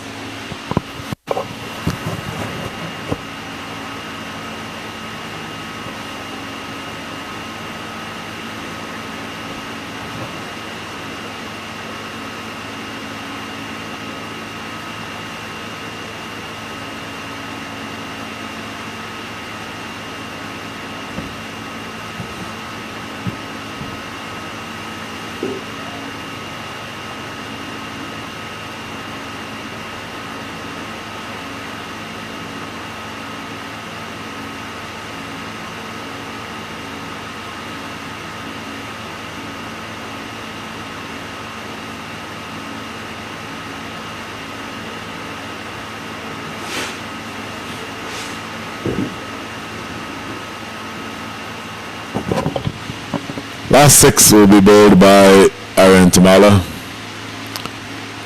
Tamala's figures so far, 3 overs, 9 for 18, so he's conceding exactly one ball throughout the spell. And he will be bowling to Akhilesh Balan, who is 47 from 38. So you know that he'll be thinking, first of all, about getting a 50, but number 2 probably being the one who's on strike for most of the way in this innings, in this over. Down on one knee, slapping it over backward square leg for his 50. That is a good-looking shot, and an aggressive innings continues here for Akhilesh Balan. Really good effort for him to be able to bat through as long as he has, and putting the pressure now back onto Aaron Tamala as that shot results in him getting 50, and you get the sense that he may want to cut loose here. Only 5 more balls, and yes, there are 8 wickets down, but doesn't do any good to be deliberative. You have to, if you are him, if you're Akhilesh Balan, be aggressive enough to get that ball going in the direction that you want it. And to the extent that you can hit a long ball, you can think that he'll be looking to do exactly that here. Men in the deep at mid-wicket, long on, long off, and deep cover. In the air, this is going to be long off with a chance, and he judges it to perfection. That is a great catch, very well judged. And that is Krish Patel coming in off the road, probably 10.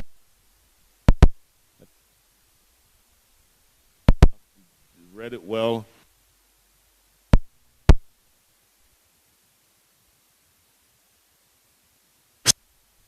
Down, and all of a sudden, the Texas Skywalkers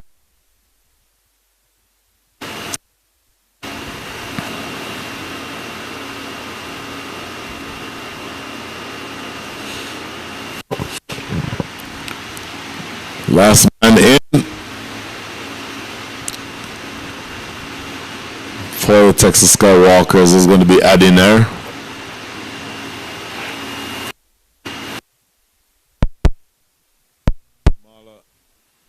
Has now taken a wicket. The second delivery this over, which is his last over. Of course, it's also the last over of the innings.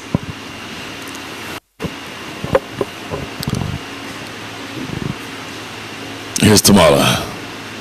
In the air, does not carry to extra cover. Could have carried. Just for a split second, I thought that might have had the chance to get to that field with extra cover, but still no run. Next delivery. Flatter through the air, stroke right to extra cover again. This is good. 2 balls remaining. And all you're looking to do here, if you are the Skywalkers, is put bat to ball and get a run from somewhere. Next ball. Stroked down to extra cover. Oh, throw towards the non-striker's end. Could have been a run out had that been handled more cleanly. But of course, with 1 ball remaining, you're looking to swing on anything. and you're looking to take chances running between the wickets. Doesn't really matter right now that they're 9 down. So here's the last ball by Tamala. Going down on one knee, flipping that behind square. That may have the legs to get to the boundary. It is pulled back in time. They'll get 2 coming back for the third. That's good running. Good solid effort there at the back end of this innings. 3 runs coming from that last over. My apologies, from that last ball. 8 coming from the last over. And so 135 for 9 is your score. And what you're going to want to see if you are the Texas Skywalkers is that you want those runs to effectively, as they say, runs on the board. You want to demonstrate that the amount of runs that were scored, you're more than capable of defending. So let's see exactly where we go from here. Quick look at the scorecard. Ranak Saluja 20 from 18, Vishen Katari 18 from 24, Aaron Satish 3 from 8, Akash Balan 51 from 40, Mark Sagebabu 15 from 13, George Arab 2 from 4, Via Sriman not from 2, Daniel Bagan in 1 ball, Vilan Desai 4 from 5, Chakraborty 4 from 3. And then for the bowlers, Sahil Lada 3 overs, none for 25. Aryan Tamala 4 overs, 1 for 26. Savir Gudipati 4 overs, 3 for 23. Anj Boria 4 overs, 1 for 25. Krish Patel 1 over for 10. But the star easily of the bowling attack, Captain Vihan Mehta 4 overs, no maidens, 19 runs conceded and 5 wickets. So brilliant bowling by him, and that means that the TCC Kings, in order to achieve victory, will have to score 136 runs. Will they get there? Quick break for us, probably 15 minutes or so. We'll find the answer to that question in about 20 minutes.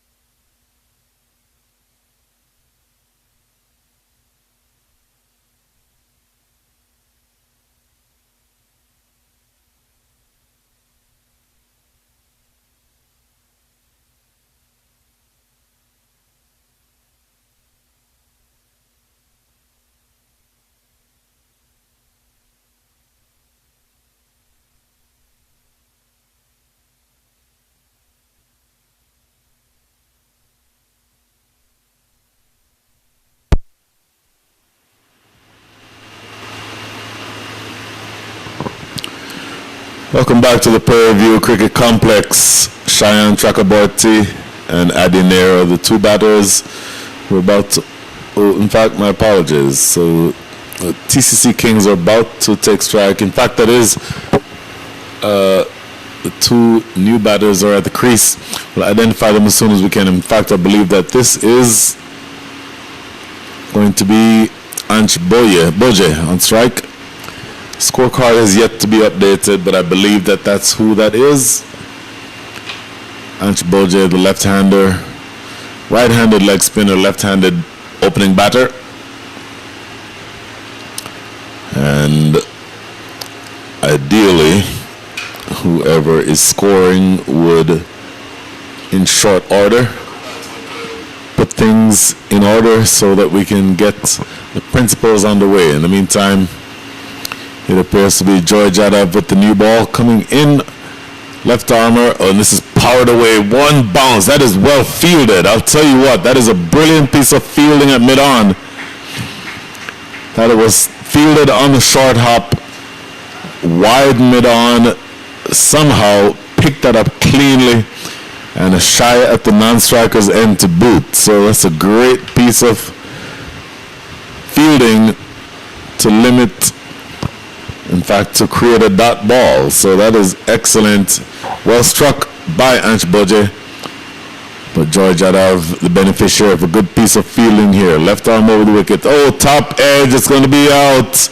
Oh, that is going to be an absolutely debilitating response. You see the response there from Ansh Boje, who is not happy.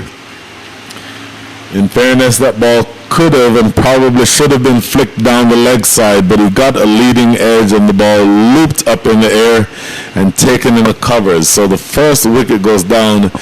Ansh Boje must feel that this is not his day at the wicket, because not only did he not get a 4 with the previous ball that was well fielded, but then a ball that I think 9 times out of 10 he will put away behind square for 4 on the leg side. Unfortunately got a leading edge and it popped up in the air to be taken in the covers. So 1 wicket down, and that is not going to be something that Boje wants to go back and see. Very honestly, his reaction tells you all that you need to know there, because that very much could have been the first boundary of the day, and it ends up being the first wicket. So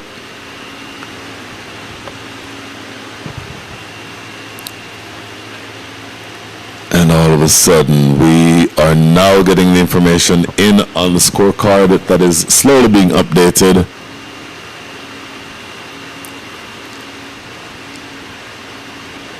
Bihan Mehta coming to the crease. He will be on strike, replacing Ansh Boje, I believe, who has already been dismissed, and Pranav Nair is the batter at the non-striker's end.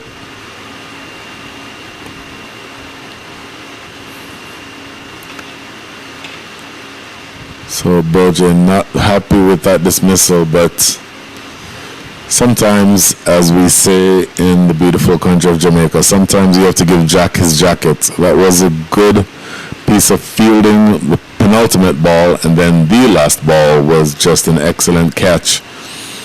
Well judged and taken about knee height and resulting in the first wicket. So 1 wicket down, only, in fact, no runs yet off, no runs yet scored. Joy Jadav left arm over the wicket.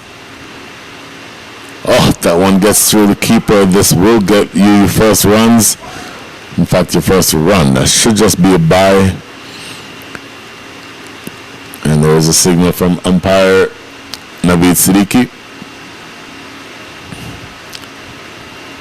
So Pranav Nair is now going to be the batter on strike, as Bihan Mehta, the captain, coming in at the fall of the first wicket.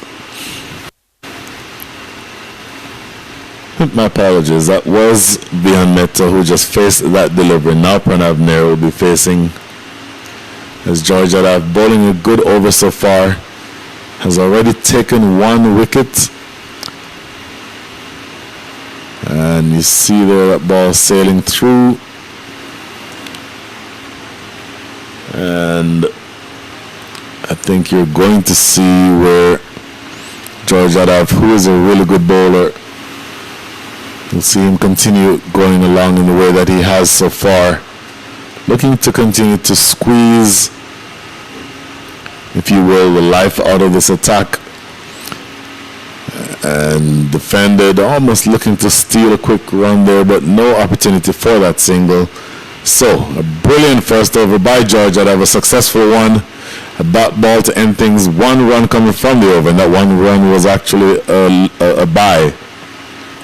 So 1 over up, 1 run on the board, and 1 wicket already in the column.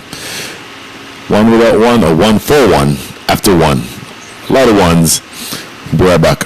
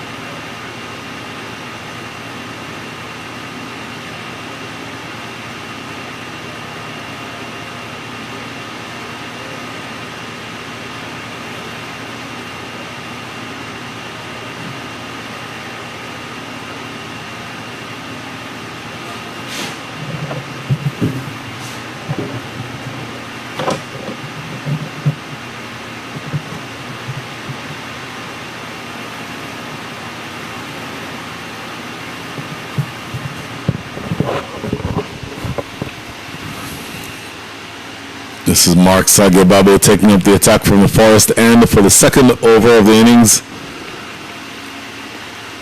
If you're chasing or if you're looking to defend a target that is under par, and I think that 136 may slightly be under par, the important thing is to bowl aggressively, bowl accurately, field aggressively, and it helps that you take wickets, and that's what the formula is so far. Unfortunately here, Sagebabu going a little too wide.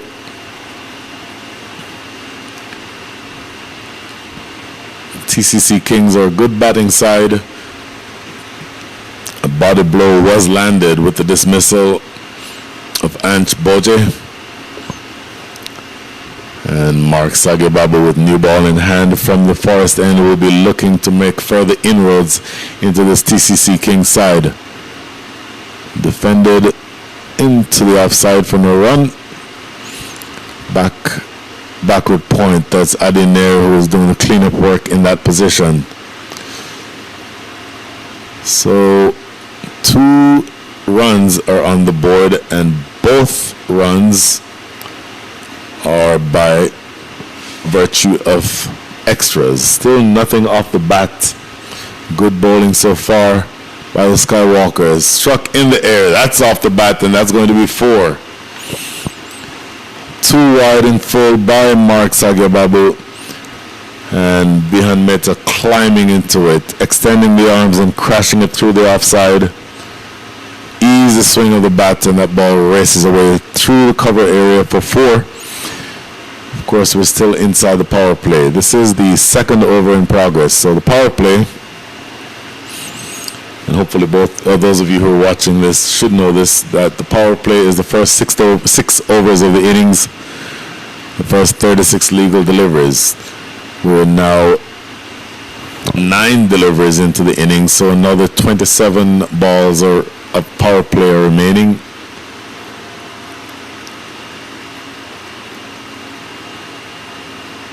Two fielders allowed outside. There is one who has gone to that exact spot where that last ball just went. And now an attacking field is 2 slips are now in position. Looking to slap this away down the leg side. That's going to be a wide. In fact, they've taken an extra run. But, nope, just a bye. But more to the point, that might have come off of the keeper. Awkward bounce, looking to take that down the leg side, and I think he may have just hurt himself Not exactly sure where the ball hit him.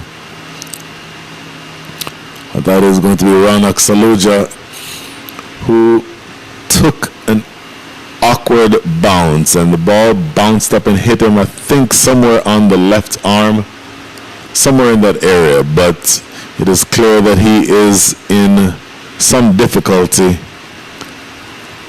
and he's going to want to, obviously you need to make sure that he's fine, and you're going to want to make sure that he's able to continue behind the stumps.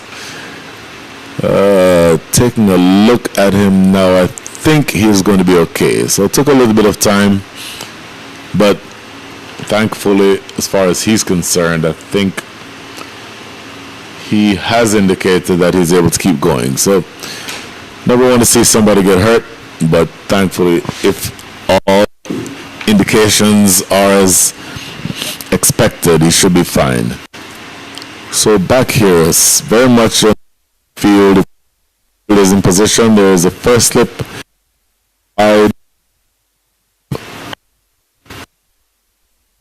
No question.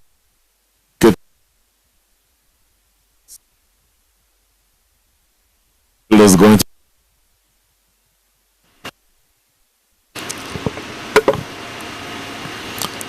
so just 2 balls now remaining, 7 runs on the board, another 129 needed. You're scoring at the rate of 4.2 if you're the TCC Kings. I don't know that you're going to be worried about the scoring rate right now. You're just worried about being able to rotate the strike and take away the momentum. Oh, that edge goes between the 2 slip fielders. It will go for 4, I believe. Slowing down and just getting there now. Boy, I tell you, that definitely hit the edge. There's 2 slip fielders. You're like the aggressive field, but the ball eluding both. 2 wide for the slip fielder, who was at first slip, and 2 fine for the third slip. And it goes through for 4. A fortuitous boundary. Panavner is the one who was the beneficiary of that boundary. That ball racing away to the deep third boundary for 4. So that is the end of the second over. Fortuitous end to the over for Panavner and the TCC Kings. The score is 11-1.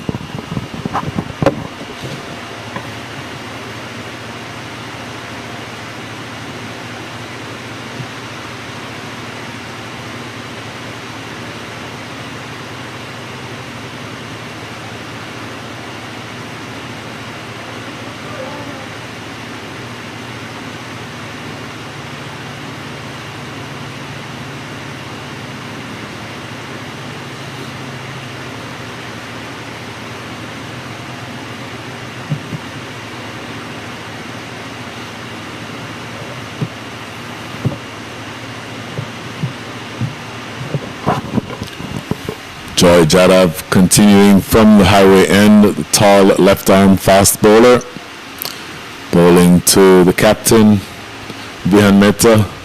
First ball is defended in front of the stumps. A good attack, left arm bowling over the wicket. Here he is again.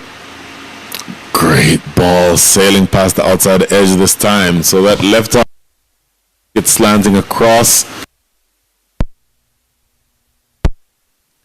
Too often you see bowlers bowling to a bat the hand of the way that they bowl, meaning a left-hander bowling to a right-hander or a right. Too often it is line that left arm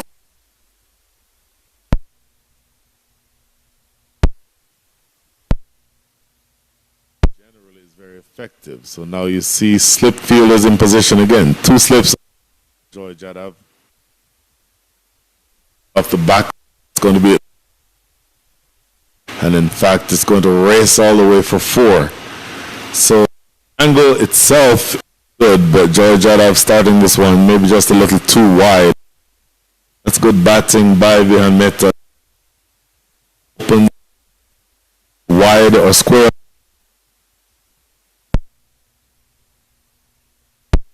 Just a races away through backward point for Ford.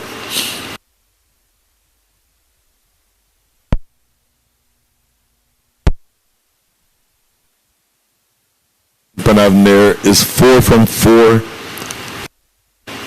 Should have to continue just needing to get that ball a little straighter. That's a better line. And a quick single taken here. Then they drop one for 1. So that is all that is required by the TCC Kings. Don't need to do anything rash.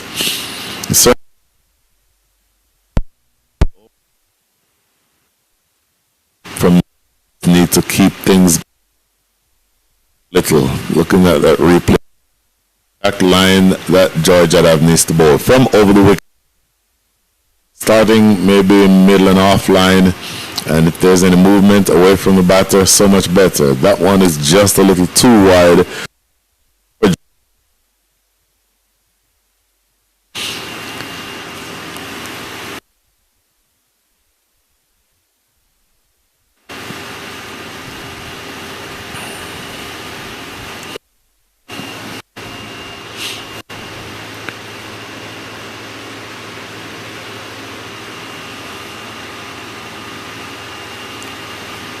Make that 2 balls remaining in the third over, at least according to the score that we're looking at here.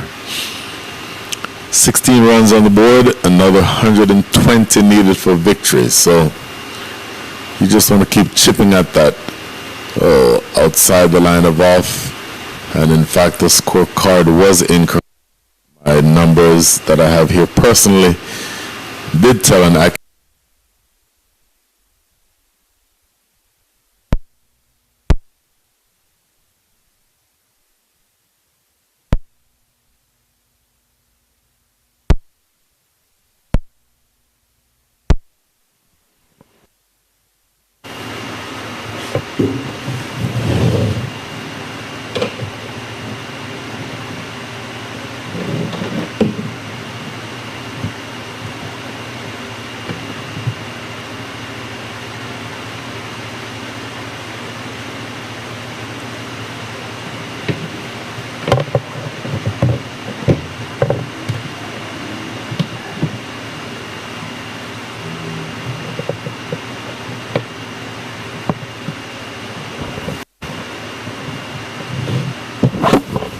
Sagia Babu back into the attack. That's worked to mid-wicket for at least 2. And yeah, they just jogged for that second run. Worked off of his hips. Ball going down, maybe angling down a little bit too much for Sagia Babu. Wanting to make sure that that ball stays on off stump or outside off. You have 2 slip fielders in that position for that reason. Here he is again, very full and Yorker length in fact, and well played in the end by Bihan Mehta. I like the aggressive field setting with the 2 slips because it's an indication to the bowler that says, I need wickets and I need you to get them for me, so they need to be, those deliveries need to be on a good length outside the line of off stump.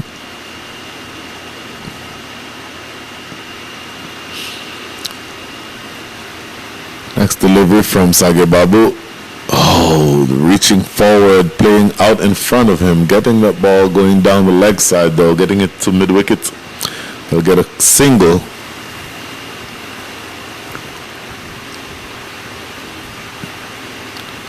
Sagia Babu 1.3 overs now, 1 for 12.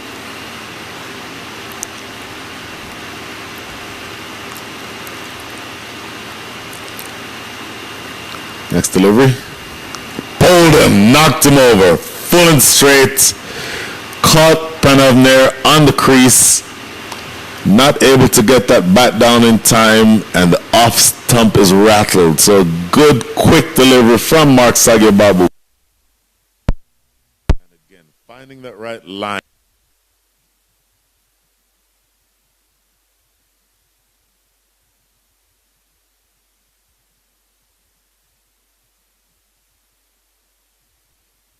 So the second It goes down.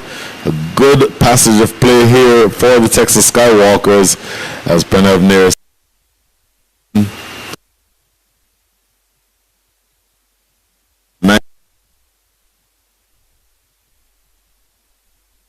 And that again will buoy the spirits of the TCC King.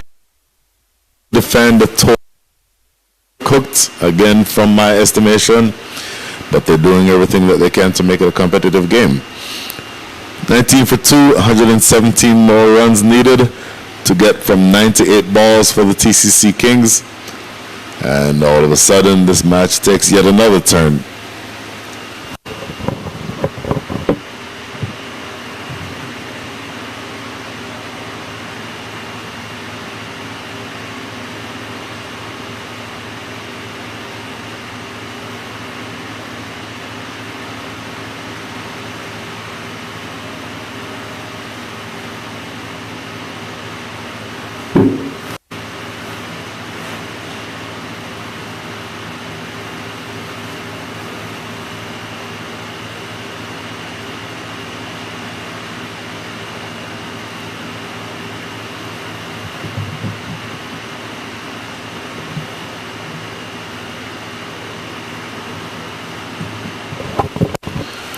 So the new batter is going to be Severe Gudipati. Bowled very well in the first innings.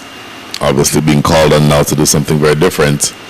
Gudipati, a right-handed batter, facing up to Mark Sagyababu, fired up. Short delivery and helped over final leg for 4. Oh, that is a beautiful stroke. Very much ready for that short delivery. Was into position very quickly. Severe Gudipati, and didn't necessarily pull it.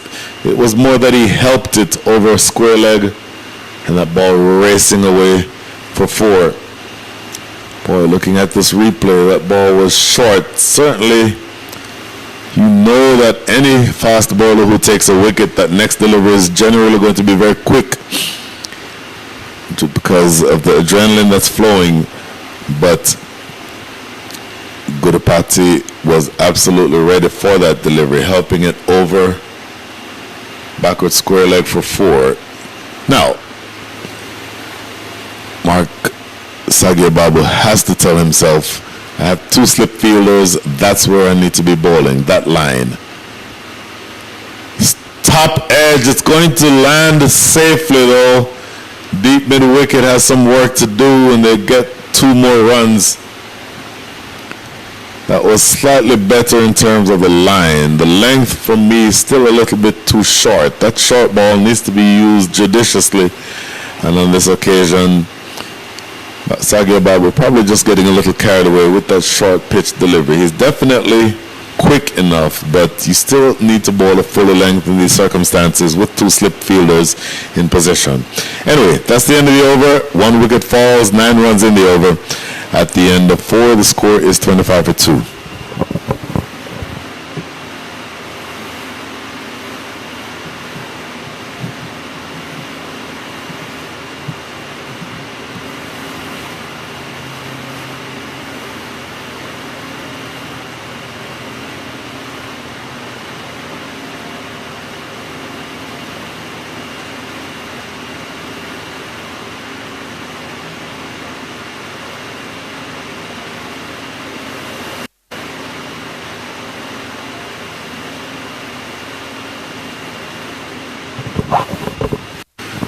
George would have to continue. Left arm quick over the wicket, in the air and straight to cover.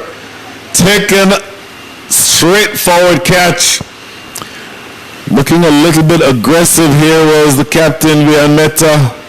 I believe that was him. We'll confirm that as soon as we get that information. But either way, that ball struck and it was dying as it got close to the cover fielder. Yes, that was the captain, Vian Mehta. George Adav taking another wicket. Looking at the replay, it appeared as though, wow, George Adav giving a little send-off to the captain.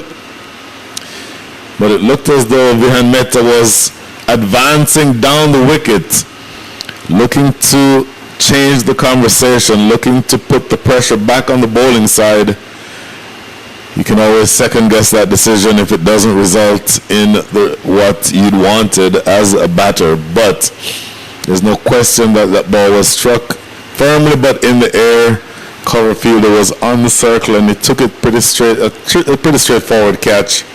So that is now 3 wickets down, 25 for 3, 111 runs adrift from the target. And you need to get those 111 runs in 95 balls. So your required rate is about 7. In fact, it's exactly 7.01.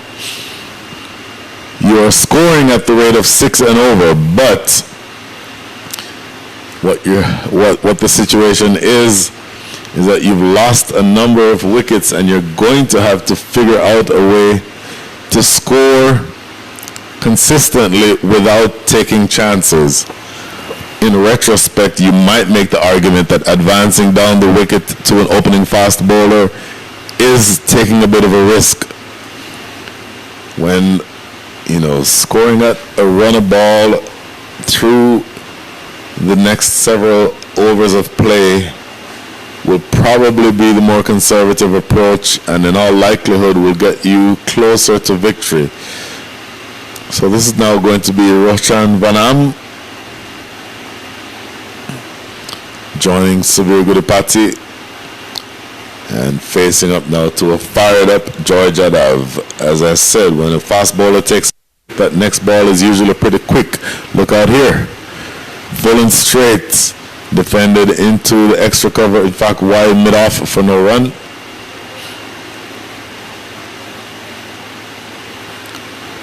So this is good ball at the toss. Captain Aryan Satish talked about the fact that his side has a good bowling attack. I certainly would agree with that assessment. Mark Sagia Babu and George Adav both bowling very well here to start this innings. And when the spinners come on, they have a good attack, to include the captain himself, Aryan Satish, a great leg spinner. Great ball sailing past the outside edge. 3 dot balls on the trot to start this innings, to start this over. And still need the number of balls in which to get them now is reduced to 93. So that required rate sneaking upward. And I think you're going to keep that pressure. And 2 slip fielders are still in position, which I absolutely like to see that aggression. Yorker length, swipe and a miss. How did that?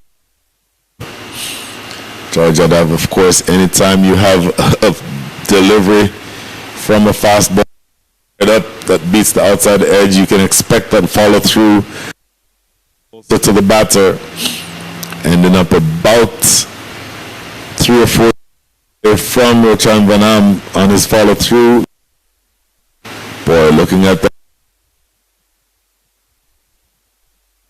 curling back slightly too, beating the outside edge of the bat and maybe just shaving the outside edge of off stump.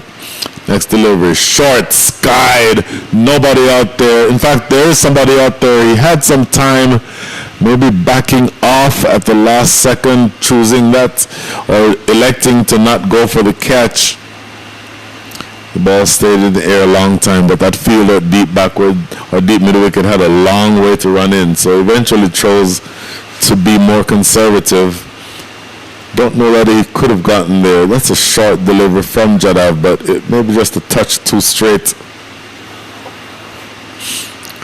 And getting that ball slanting into the left, into the right-hander. Now here he is again. Skied. This may be catchable. Mid-off in position, and he takes it easily. George Adav has a 2nd wicket in the over, and boy, are they fired up, because that is the end of over number 5. 2 runs come from that over, and 2 more wickets. So all of a sudden, the TCC Kings are struggling. The score is now 27 for 4.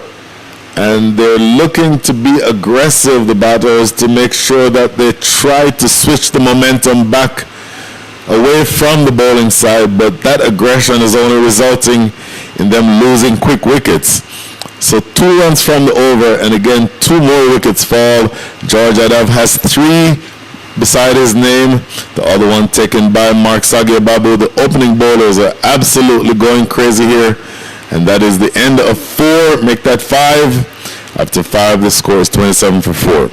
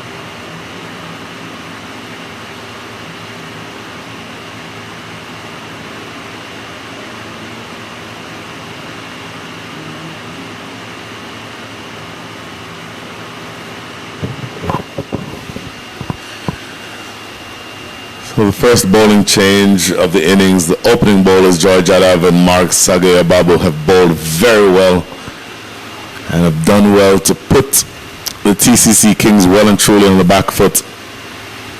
This is now going to be Daniel Bagani sailing past and now actually wide.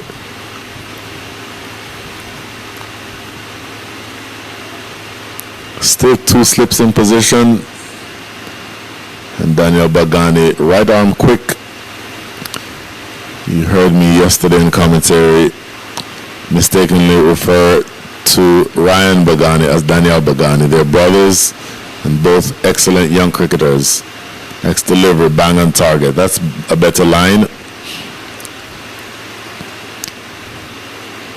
And what you're going to want to do, if you are Daniel Bagani, is to continue that same pressure. A lot of pressure being put on these batters.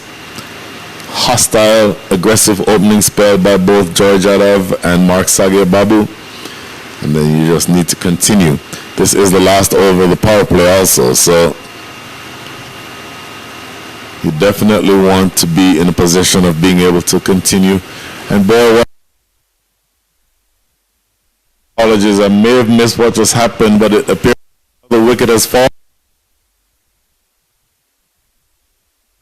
Second when I see the replay on my end, but definitely there has been a wicket. Savil Gudipati is walking away. Looking at the replay now, skied in the air and taken at mid-on. So yet another Daniel Bagani. Not only is he continuing the pressure, but he's ended up taking another wicket. So 5 are down, if you can believe it. Half of the side is down. We're not yet out of the power play. And the Texas Skywalkers are all over the TCC.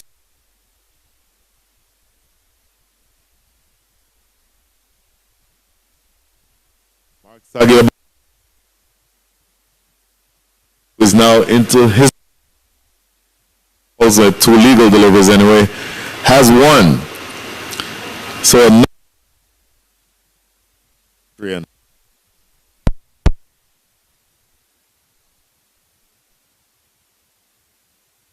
then Dinesh, who is now at the the senior partner, he's now being joined at the wickets by the Lada.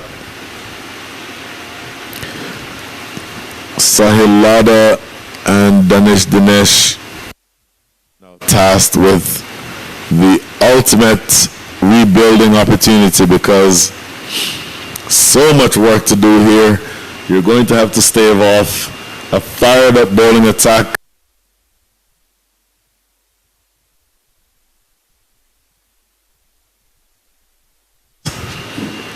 In the power play, in fact, fact, you're still inside the power play, so only 2 allowed outside the circle, but those 2 slip fielders are in position. The 2 of them have been there for the last 3 overs or so, and only 1 person outside the circle. Great delivery going past the outside edge.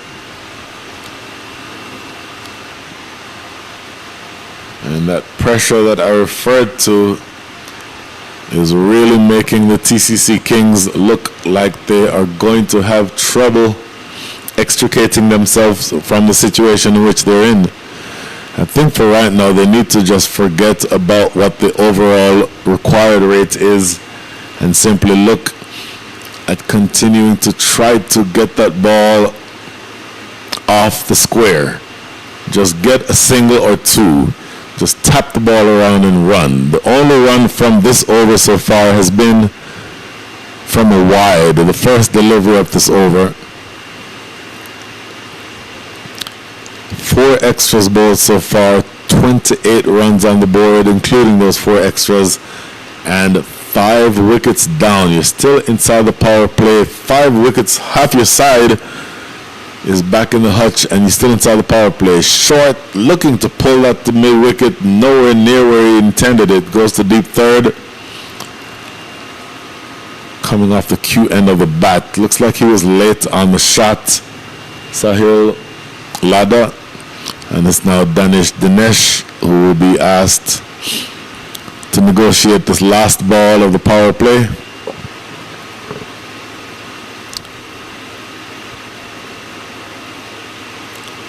Really high level of cricket being shown here by the Texas Skywalkers. Genuine hostility and aggression, generally a good line being bowled by these bowlers.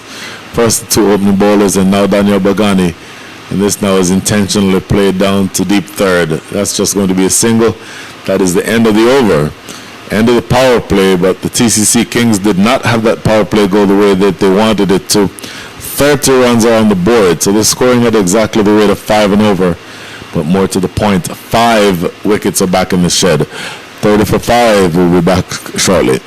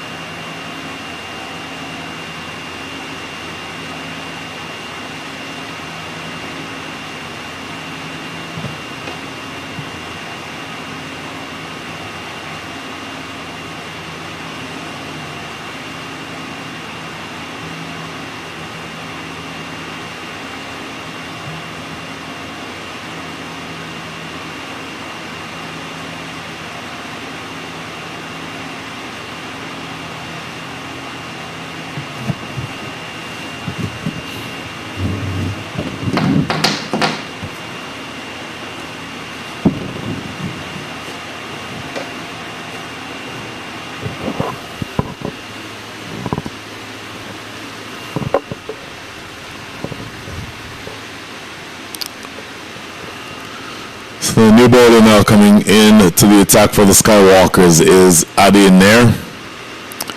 Adi Nair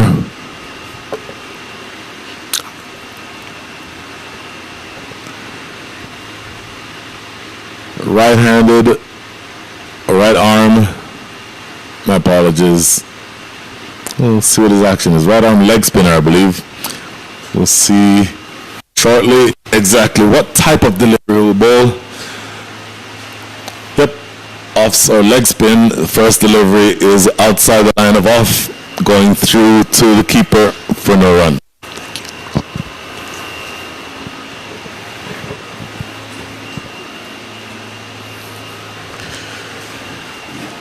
So after all the hostility from the opening bowlers, oh, look at this! Looking to be aggressive. I started to say after the hostility from the opening bowlers, he was looking to change things up with spin, but whether pace or spin, the bowlers can do no wrong. A tossed up delivery and a huge swipe and a miss as Dinesh looking to come down and attack the spinner. One spins past the outside edge and the easiest of stumpings, and 6 wickets are down. Dinesh stumped off the bowling of Adinair, and my goodness, this is starting to be a truly, truly ugly innings for the TCC Kings. Adinair gets into the wickets column from the second delivery that he bowled, and Dinesh has to walk back to the pavilion to think about the approach. 6 wickets are down. The score is 30 for 6.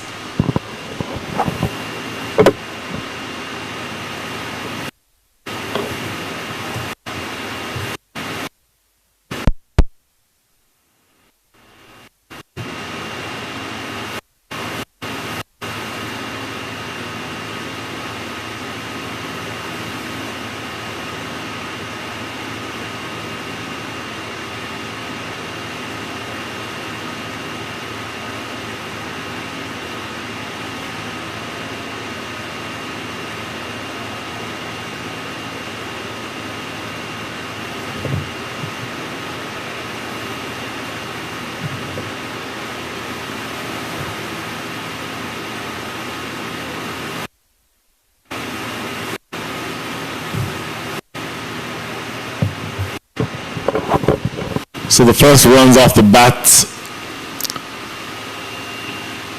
conceded by Adinair, the new batter, working on away and getting off the mark for a single, and now this one is played to mid-on, quick single, and so a couple of singles taken. I don't know that that's not the way that you should be going if you are the TCC Kings. They're trying to play hero ball. I don't know that hero ball is what's called for at this stage. I think you just need to tap the ball around and get singles. Have to get those singles, because if you try to be too aggressive, what happened earlier is what happens. That should be a couple. So there are runs to be had if you simply just apply yourself and take what is on offer. So 2 more runs there, the ball knocked into the offside, you get a couple. With 1 ball remaining here in the 7th over. Good bowling side, and in order to counteract a good bowling side, that starts with picking up singles when they're offered to you, like that. I don't know that that's not what you do for the next 5 or 6 overs, and then assess where you are from there. A single to close things out. Another successful over for the Texas Skywalkers. 5 coming from it. The score after 7 is 35 for 6.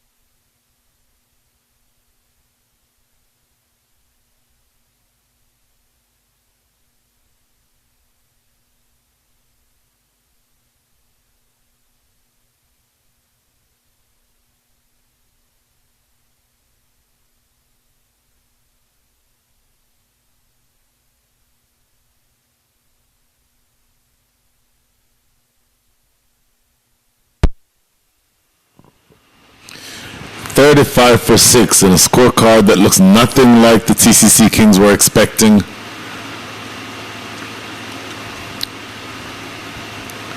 This is going to be Samandar Isan.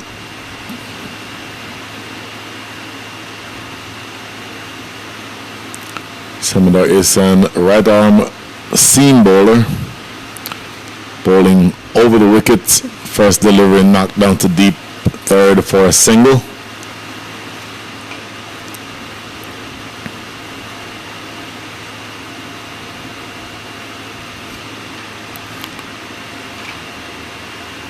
Next delivery. Outside off. By the keeper. And so a couple of relatively quiet deliveries to start this, the 8th over.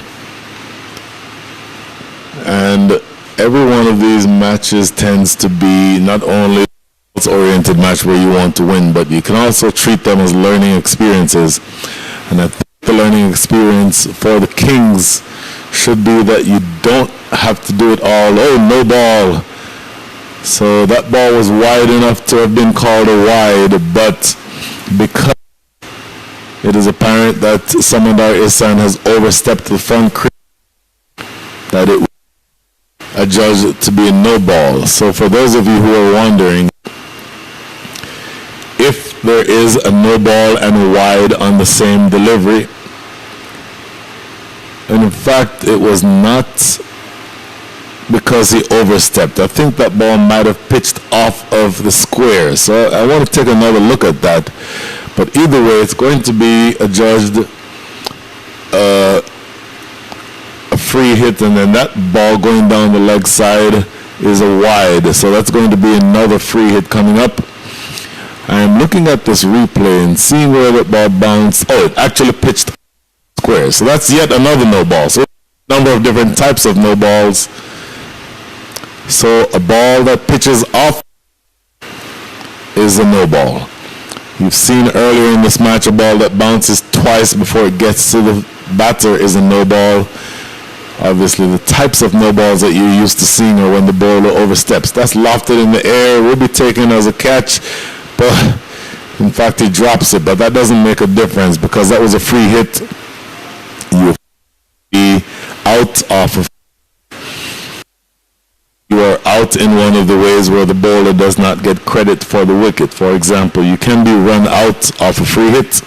You can be out, hit the in the field, but in no other way can you be out of a free hit. Now, you've seen a number of different types of no balls. The ones that you most often will see is where the ball, but in a couple of different ways that you can have a no ball. So that's a little something for you to pay attention to. That's going to be a wide. So the bowling so far has been very good, and you've built a lot of pressure, but you just have to be careful that you don't give that pressure back. And the ball sailing through to the keeper, but passing outside the line of off stump, meaning outside the guide line that denotes wide balls for the umpires. And repeat the dose there. So this is turning into a bit of an expensive over.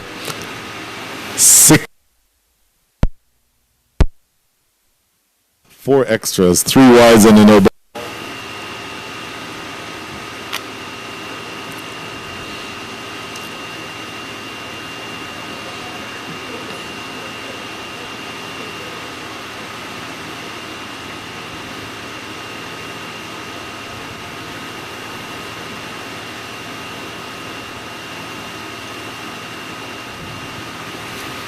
Yet another wide. So a bit of a shocker in progress for someone. He has already bowled 8 deliveries in this over, but only 3 of them are legal deliveries. So he still has another 3 to go. So he may end up bowling something close to 2 overs in 1, and that cannot be a pleasant experience in these circumstances with the temperatures being what they are. Now he switches to go around the wicket. Generally the reason that you go around the wicket is not to stop bowling wides, but sometimes that can be the best adjustment that you can make. But I'll tell you what, it is almost also the case that a bowler who is having trouble finding the right radar, when he does get one straight, it can cause trouble for the batters.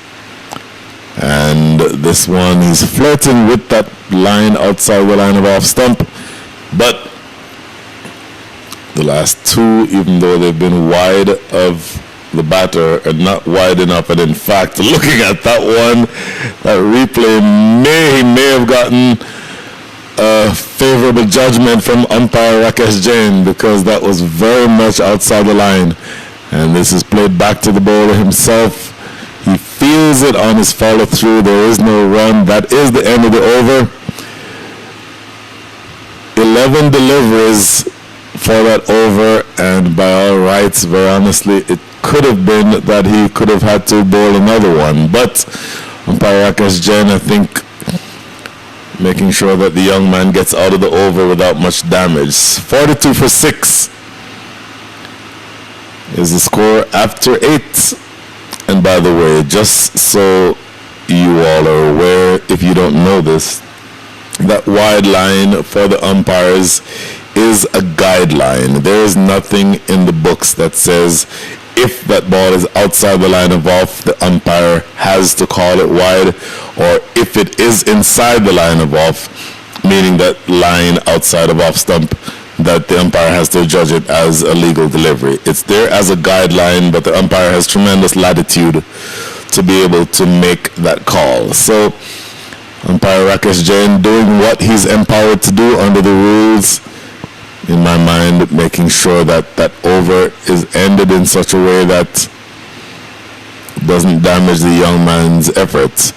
So in other words, we go back to Adi Nair, his first over resulting in a wicket.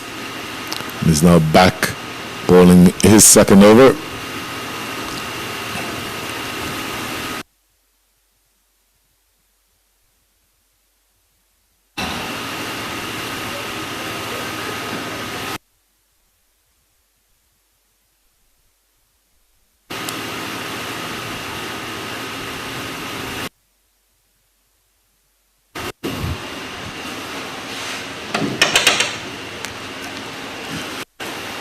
Next delivery outside the line off, but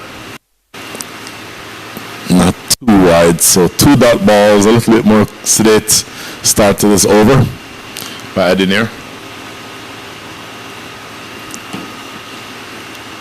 Tossed up nicely and played right back to the bowler himself, who Fields on his follow through. So 3 dot balls. This is a good way to change the conversation about what happened in the last over. All right, back to the bowler. He put it down, and a possibility for a run out. Not going to happen, but tell you what, Adi Nair almost got a wicket. That was slapped in the air straight to him. Never really easy for a bowler on his follow through to get those, but if you're going to be a batter, I'll make that a bowler who is going to try to come back from taking a catch, a return catch, those circumstances would be one of your chances.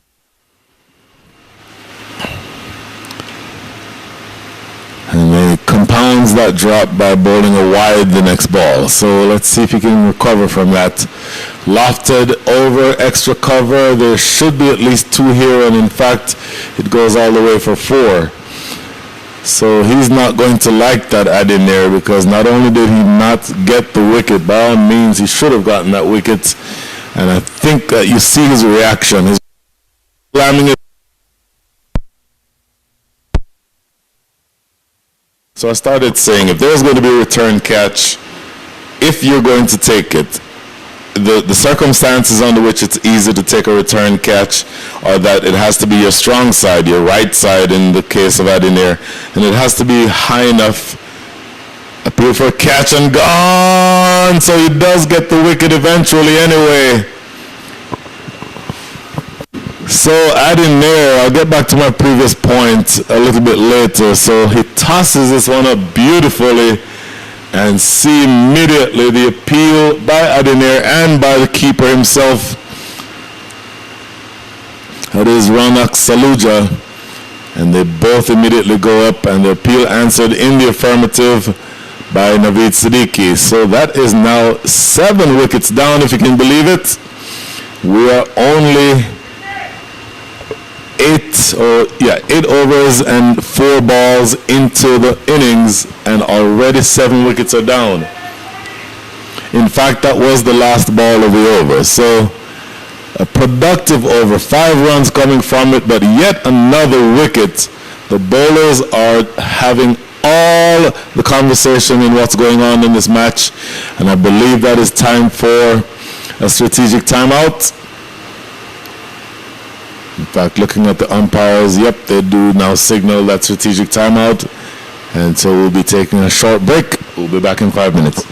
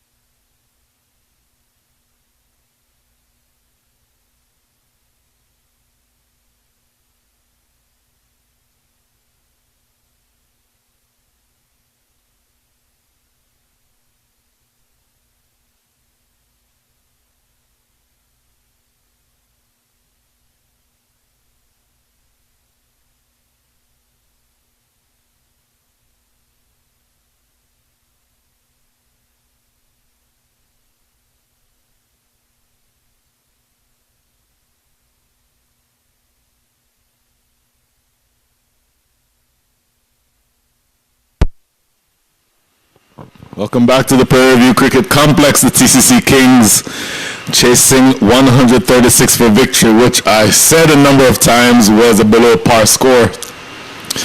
That 136 is now looking like 336 because the TCC Kings are collapsing like a bunch of cards, a house of cards, if you will. A quick single taken there, as this is going to be another over to be given by Samandar Ihsan. I will tell you this, that is excellent captaincy for me, for the captain, Aryan Satish, to give another over to Samandar Ihsan, who bowled a really long over, 11 deliveries, by all means could have been 12, because I think one of those that was adjudged to be a legal delivery could have been adjudged a wide. But it is good captaincy for the captain to give the ball back to Ihsan and say, here, let's see if you can bowl a better over than that one. This is excellent captaincy, and that goes a long way in the mentality of young Samandar Ihsan. So, 2 deliveries into this over, starting out a much better over than the first one. 1 run from those first 2 balls, and he's continuing bowling around the wicket to the right-handers. Once again, not necessarily the best angle to bowl to a right-hander, but if it helps you bowl legal deliveries, so be it. And that ball is punched down to deep mid-wicket for a single. And so, once again, I cannot overstress it. That is really just, for me, a brilliant piece of captaincy. That is putting your arm virtually around a teammate and saying, I know that I have confidence in you. That was not the best over that you could bowl. Here's the opportunity to give me a better over than that one. Next delivery. Cut away to backward point. Late in taking off. Oh, if that were a direct hit, he would have been gone. But they do go through for that single. So 2 more balls remaining here in the 10th over.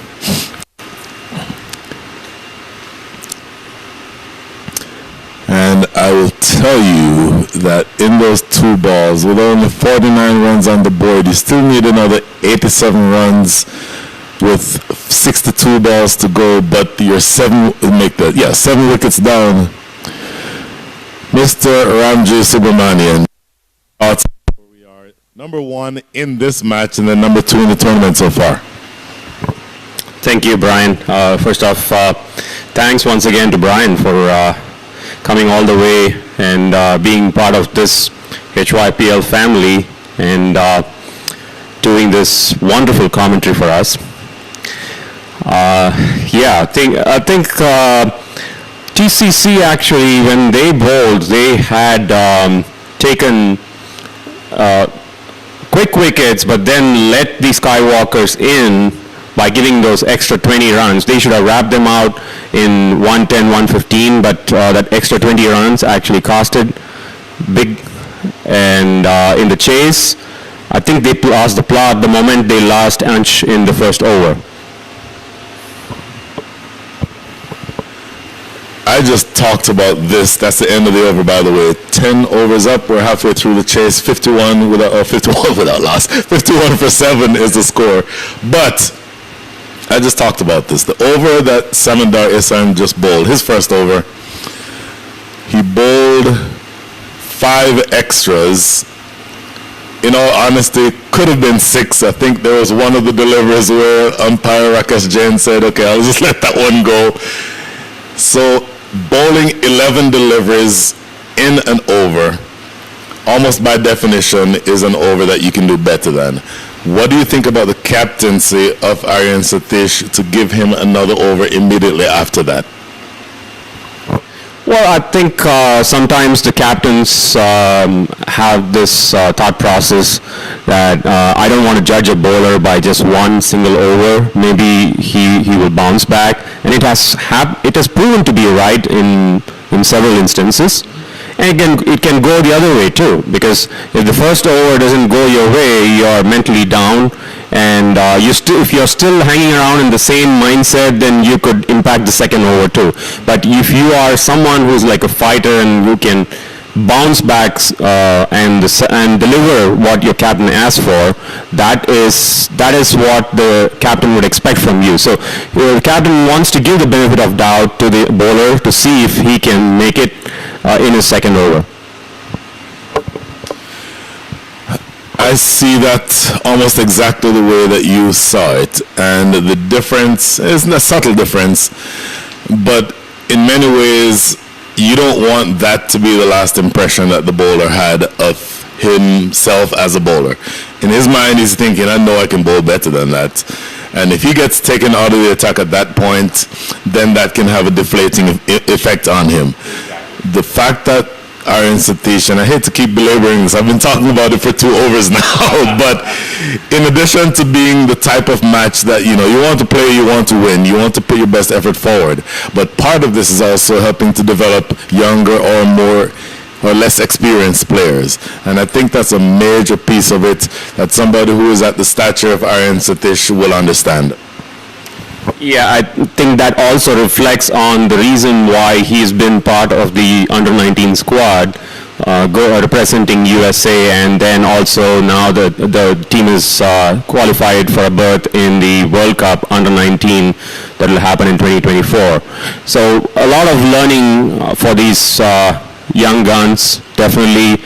It's also about not me only, it's also about how you take the team along with you when you play games at that level, right? So that, I think that learning probably is starting to reflect here on how I can implement those learnings in these kind of tournaments. Was a big appeal from the keeper for stumping, not given. Adi Nair, he was amongst the wickets yesterday. He was ripping left, right, and center, and he got a 4-for yesterday. And I think he is continuing his form from where he was yesterday into this match.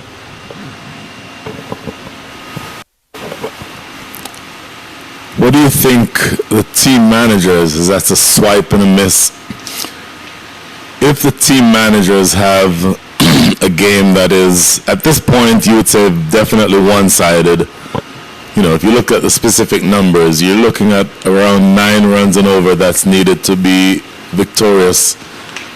And that's hit into the covers for a quick single. But do you think that, for example, the Skywalkers would feel that they're so far ahead of the game that they might start experimenting, or do they start putting, excuse me, some bowlers in who ordinarily don't bowl, or maybe experimenting with field settings, or what do you think the general approach might be there? I think from the points table point of view, if you look at it, Texas Skywalkers are sitting pretty right on top and with a very good net run rate.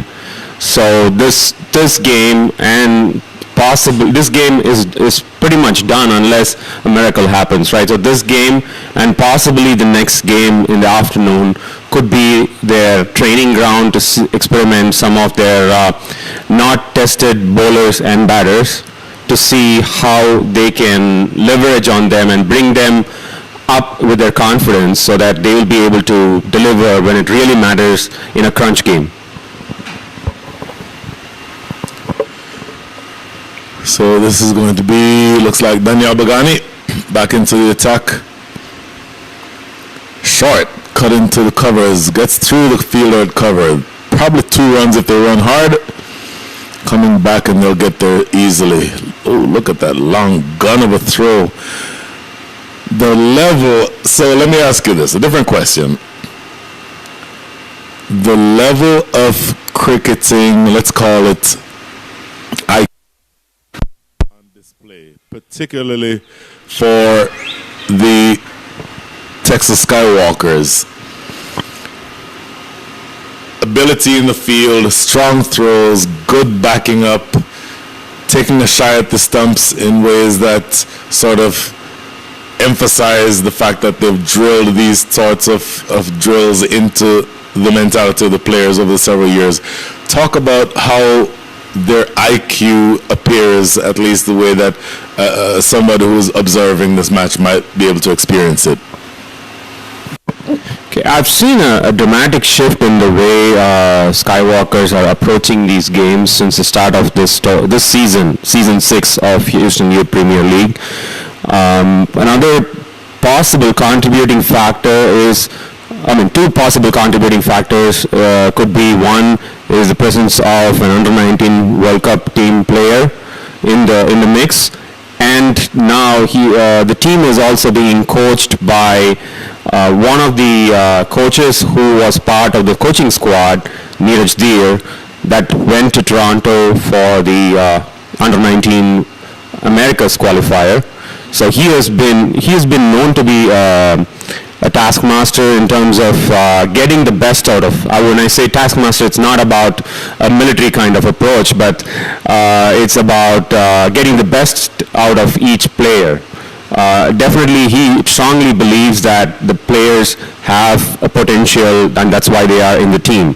So he taps into that potential when it matters, and then he makes full use of it. And he's been amongst the championship titles 3 in a row now in the last few months, and with I would say HYPL again, he has got 3 or 4 titles himself, being the coach.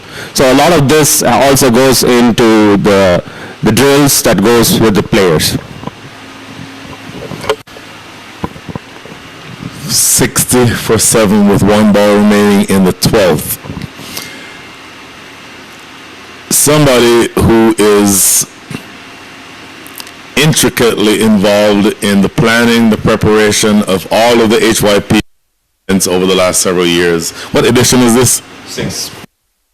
Fall Classic edition of 2023 and Season 6. Season 6.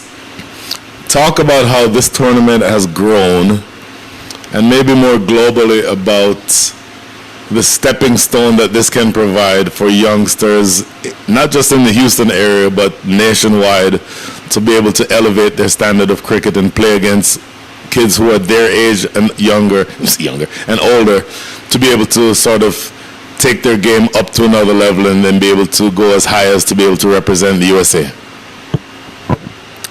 I think the whole concept of having this kind of a franchisee-based youth league, I think it's all started off because of a lot of club cricket happening. I wouldn't say club cricket is bad, but club cricket always keeps you within the boundaries of the clubs that are in your city, and it doesn't provide you the platform to go beyond the boundaries of the city to explore and compete against the best of the talent across the country. So that is where the whole idea of bringing in this youth franchise league came about. And I think definitely ours is the first youth franchise league here in North America. Franchise-based youth league, and probably, I don't know, maybe I may have to check the stats to see if we were the first ones to run the youth league anywhere across the globe. What we have also seen over the several seasons, is the top performers. Okay, before I get into the top performers, when I see there are a lot of participation coming in from across the country, from California, from Chicago, from Morrisville, from the Midwest, from St. Louis, from Atlanta, Dallas, Houston. It actually creates a very, very competitive environment for the players to exhibit their talent.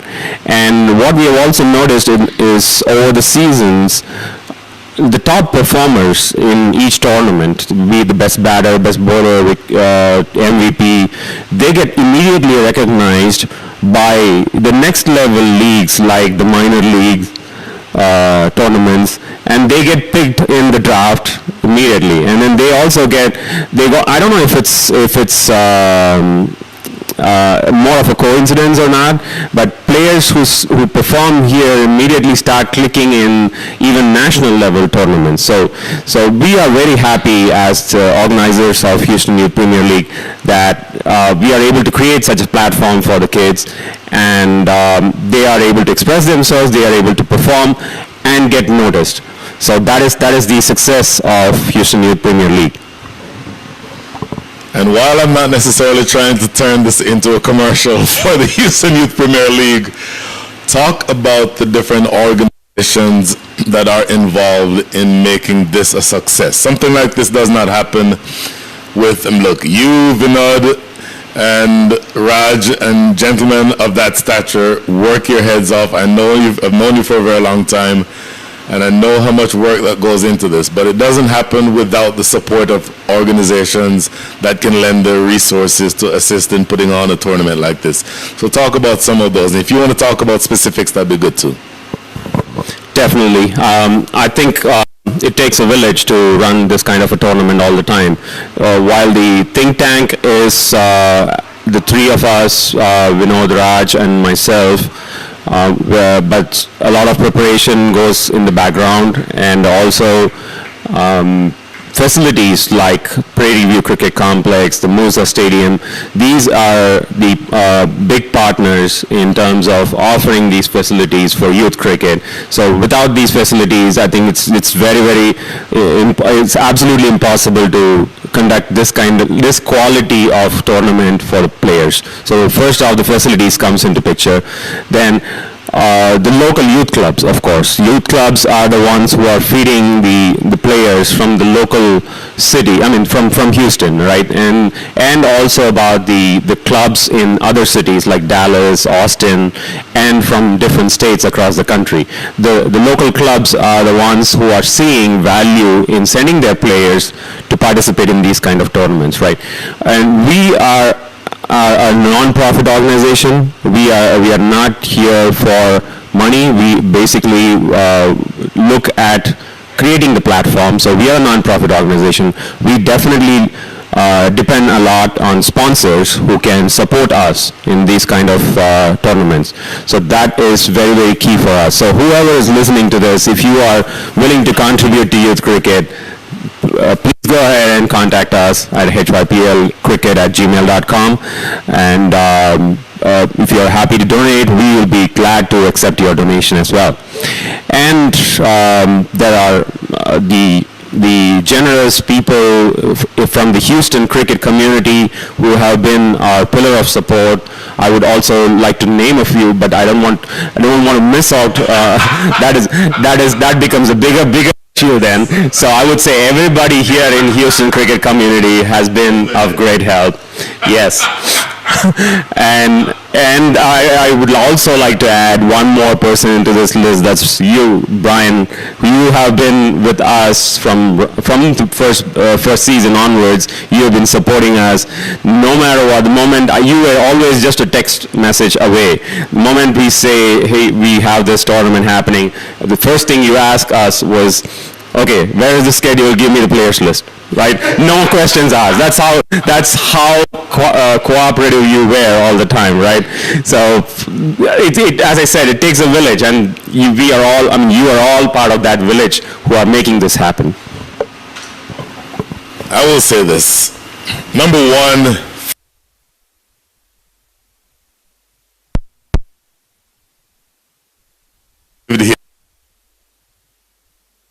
from 1992 to 2004. 20. Man. You want dinner. This is true.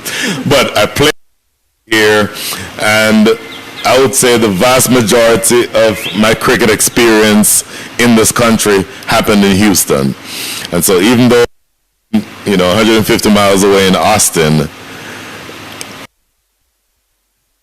be a Houstonian at heart. And then, about me from a national perspective, I am a member of the development committee of USA Cricket. For me, development begins and ends with kids. It sometimes might be don't know the game at all. Some help holding a bat and ball. Here's a plastic. Here's how you hit a cover drive. Here's how you just hit ball. The little of just introducing the game to kids. Another important part of it is who can highlight what they can do to help them moving up the ranks in terms of providing a better opportunity. Always going to want to assist if I'm available. And look, this time there's so much going on. It just so happens to be a slight quirk in the schedule. I was able to be available this weekend, at least half of next week, definitely on Sunday.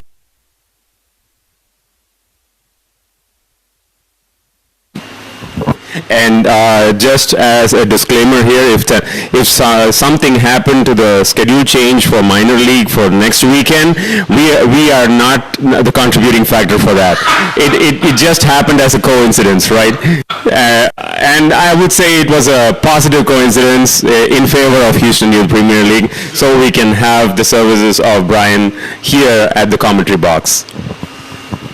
So on that note, I would also like to thank Turmeric, who has been the sponsor for Houston Youth, title sponsor for Houston Youth Premier League for the last 2 seasons. A big shout out to Turmeric Restaurant. If somebody wants to actually go have food, this is on I-10 and 99 intersection. The easiest way to locate this is they are at a stone throw away from Costco. That was an amazing shot that we witnessed right now. A great pull shot that went all the way to cow corner.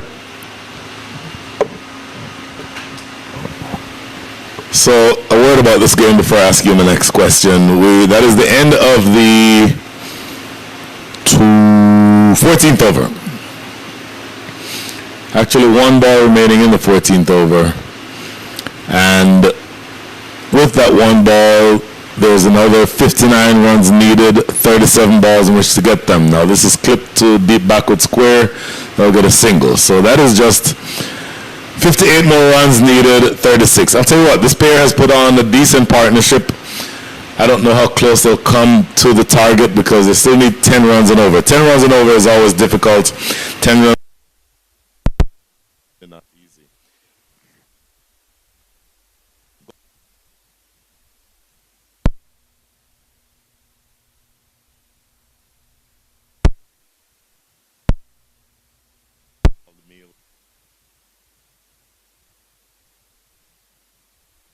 I want came in. Wow.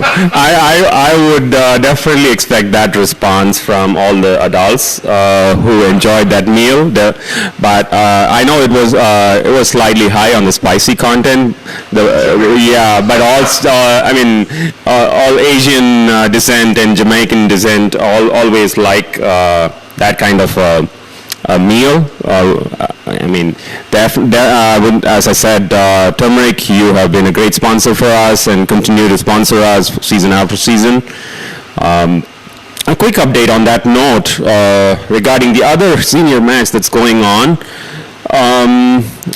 Texas Legends versus KT Raiders.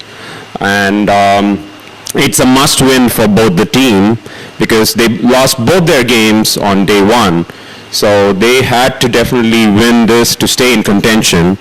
And Texas Legends put on 156 for the loss of 7 wickets in their allotted 20 overs, followed by KT Raiders now are struggling at 109 for 4, needing 48 runs in 3 overs. They were in a very similar situation yesterday, needing 34 in 3 overs, but it went down to the wire till the last over, needing 7 runs, and then they lost by 2 runs. And the hero of that match, Darshan, also scored today. He got 31 of 33, but then he got run out. And just now, as I am talking, they lost Saharsh Swethan, who scored a brilliant 51 of 49 deliveries. That brings in Jay Peshwa and Ayan Khan. They still need, as I said, 48 runs in 3 overs. The captain eventually brings himself into the attack. This is Aryan Satish. Talked about him so far and what his exploits have been for the USA U19 squad, and how exciting that is that the USA U19s have been the squad that has come out of the ICC Americas. Bowling now for the first time. And Aryan Satish, somebody who I think appropriate to use the platform of the HYPL over the years to show the type of bowler that he is, type of cricketer that he is. So obviously another alumnus from the HYPL, not just Aryan. Aryan is not yet an alumnus, he's still playing, but his brother Shreyan Satish. So talk about players through Shreyan Satish like Josh and Matt Trump, players of that stature who have used this platform as sort of an opportunity to step forward into cricket. Absolutely. I would say it started off from the first season where we had Kevin Phillip coming in a different state, and then he got noticed by his local minor league, and he is now in the mix. Similarly, we have, as you mentioned, the Trump brothers.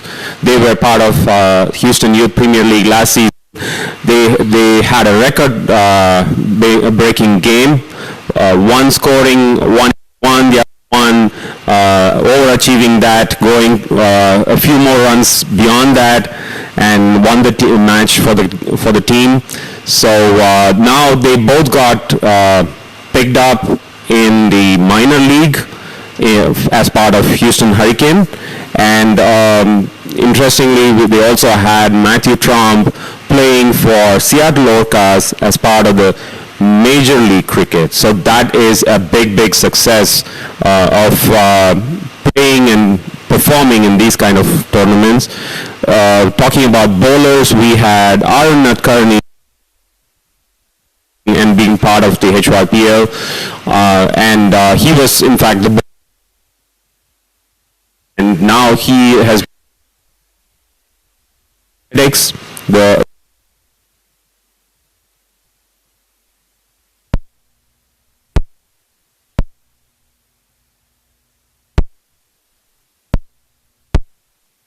the wickets while he played in Canada in one of the games. So that is again, he, as we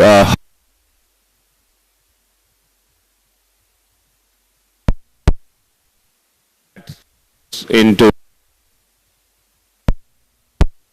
one of the key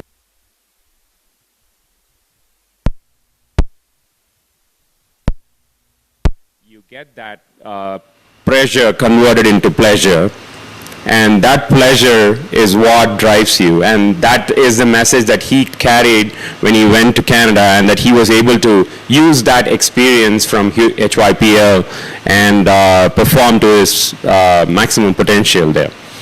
Talking about Shreyan Satish, Shreyan was part of this setup.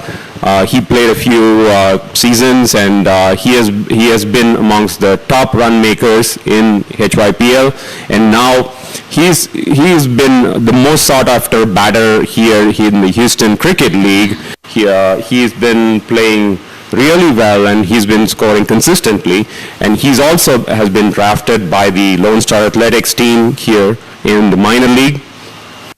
So there are several, I can go on and on, there are several players. Another one I would mention about is Arya Kanata. Arya Kanata has been amongst the runs when he played HYPL, top batter, excellent keeper, and he has also been drafted into the Lone Star Athletics team.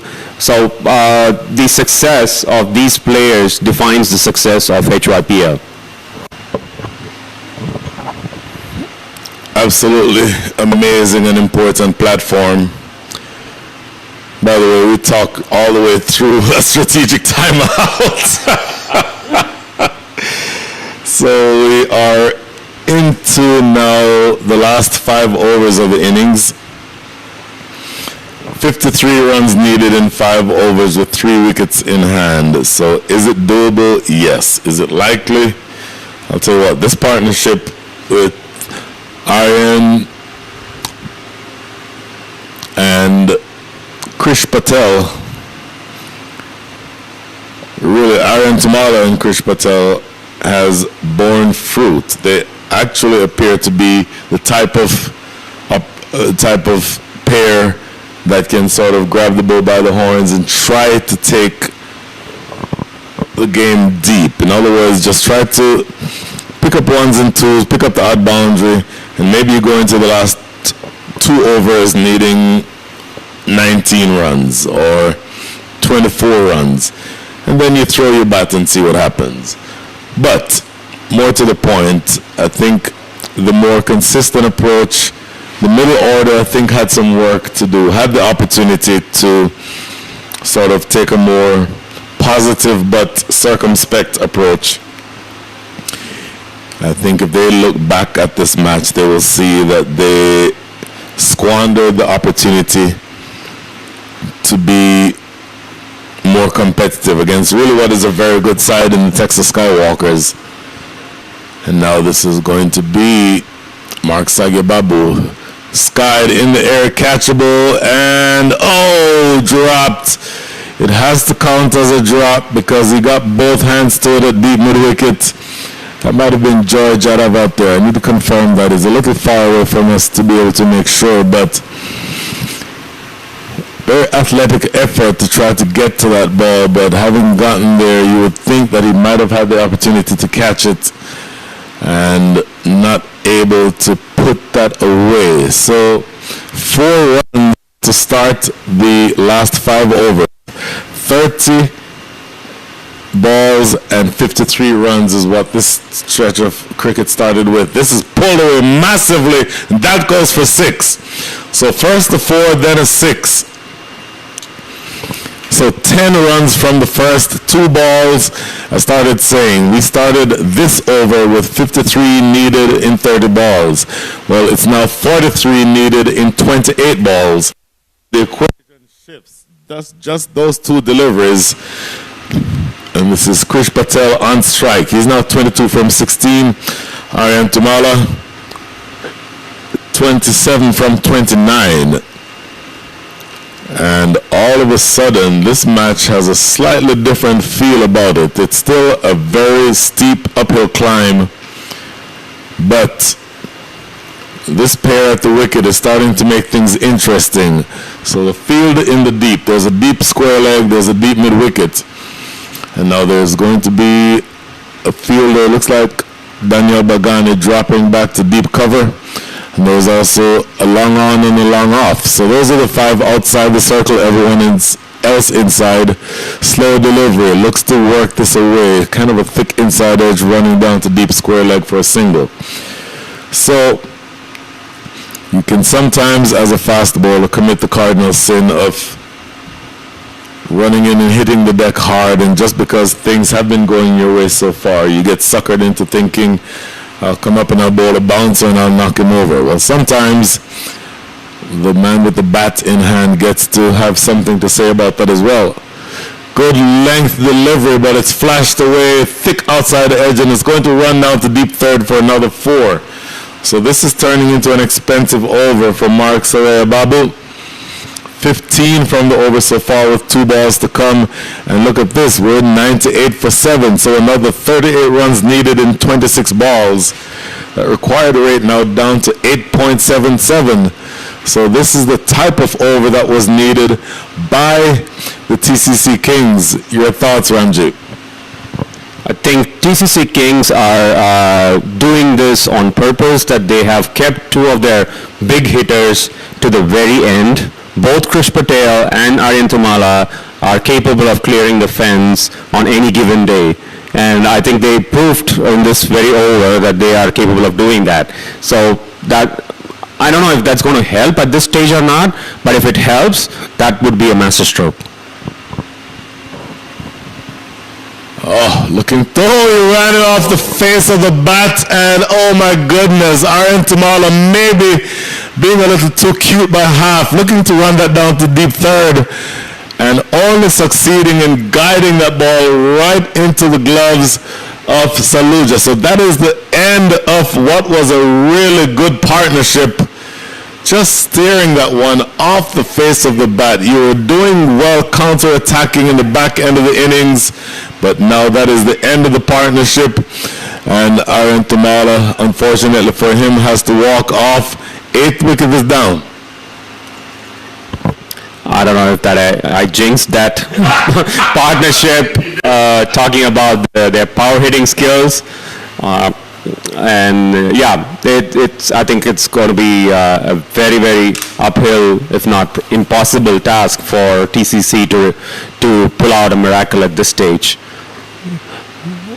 So TCC Kings are 98 for the loss of 8 wickets.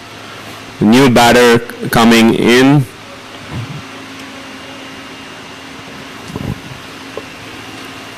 We'll see who the new batter is. In the meantime, just looking back at the replay here, I'll tell you what, I said live that he was looking to run it off the face. Looking back at the replay, I think it just bounced on him a little bit more than he was expecting. And all of a sudden, that ball kissing the outside edge and going through to wicketkeeper Raunak Saluja. So the new batter is going to be Pranav Iyan Perumal. Hopefully I didn't slaughter that last name. But that was also capable of hitting. So 8 wickets down, so you don't have a lot of room to play with. Now the required rate is now down to 9. So you still have the opportunity if you just simply hit the ball into those tremendous gaps. Nobody in front of square on the leg side inside the circle. So there was all kinds of opportunity for quick runs if you choose. Next delivery, slow through the air and is played down to long off for a single. So a productive over for the TCC Kings, but they lose Aryan Tamala. 16 runs coming from it, and that 1 wicket at the end of 16. The score is 9 for 8. Okay, let's take a quick peek into the other game that's happening at PV1 between KD Raiders and Texas Legends. KD Raiders needing another 18 runs in the last 5 deliveries. It's an asking rate of 21.6. They've been playing pretty well, but then I think the target was too high for them to achieve, especially at the fall of wickets in regular intervals. The first hint of that started in the very first delivery of the chase when Ryan Bagani holed out in the I think it was mid-off or probably long off. I think long off on the very first delivery, trying to go aggressive from the beginning. So that put them on the back foot, and they had to play a little cautious all through the innings, and that came back to bite them. Now they are needing only 16 runs in the last 4 deliveries. 4 fours can still make it, or 2 sixers and a boundary. How are they going to achieve this? So that was single out from that delivery, so giving them 15 required from 3. So 15 required from 3 without extras. You certainly need a couple of sixes in the conversation. But Aryan Satish with the ball in hand now bowling to both Krish Patel and Pranav. Pranav, hopefully you're happy with me just calling you by your first name. Your last name is a little tricky to pronounce. But A single to start things here in the 17th.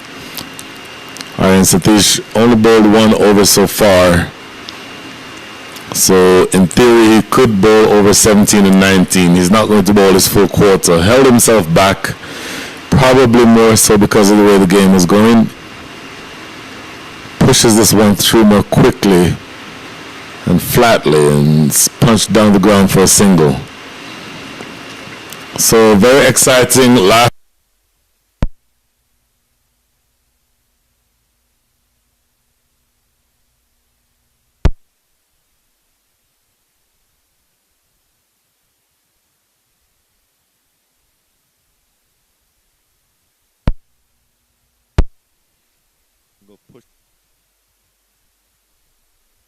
So there,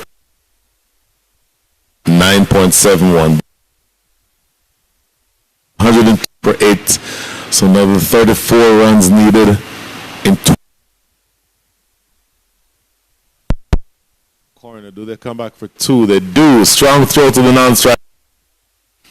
A more accurate throw would have been interesting there, but they do get 2. So Krish Patel 24 from 18. What is going on in that last match? The other match now, it's almost done. One delivery left and 11 runs required.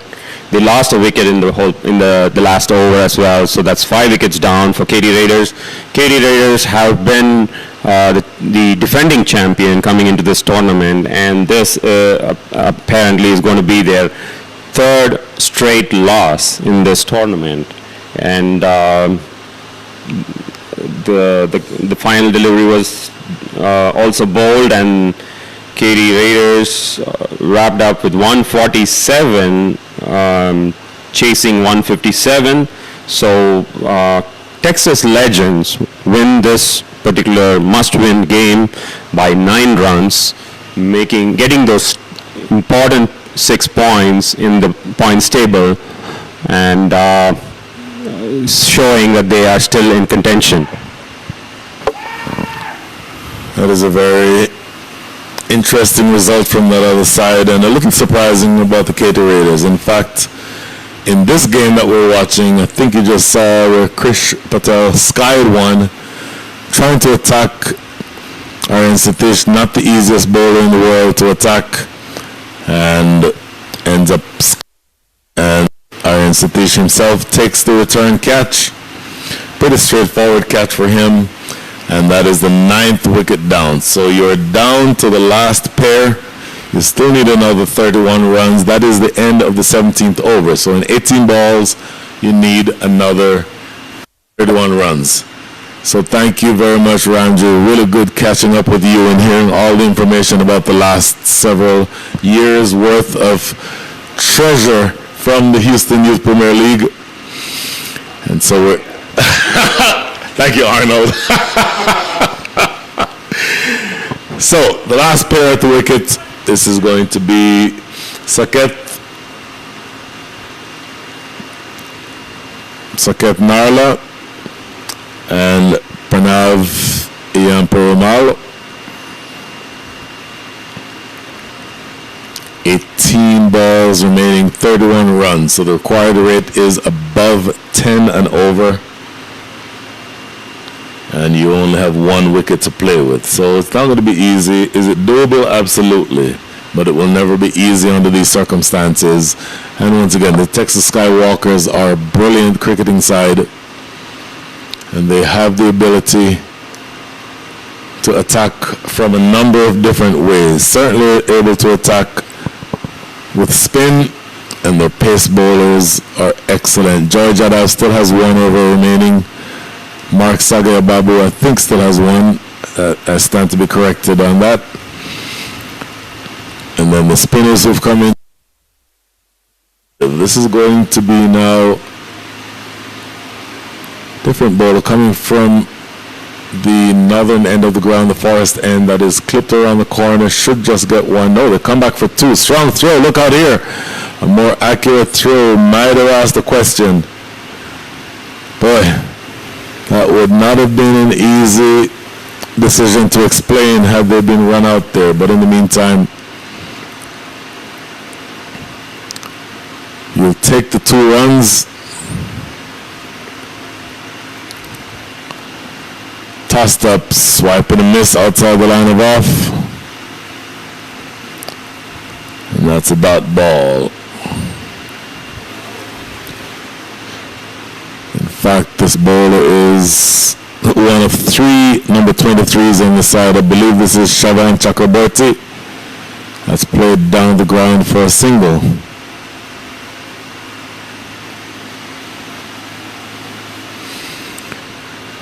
So, order has been restored, if you can think of it that way. Just another single wicket remaining for the Texas Skywalkers to win this game. The TCC Kings are down to their last pair. They still need another 28 runs from 15 balls, so that required rate snuck up to now 11.2. And here's the next delivery. In the air, nobody there. They'll go to 1, probably, yep, just 1. Fielder coming in from deep backward square leg. Does the cleanup work.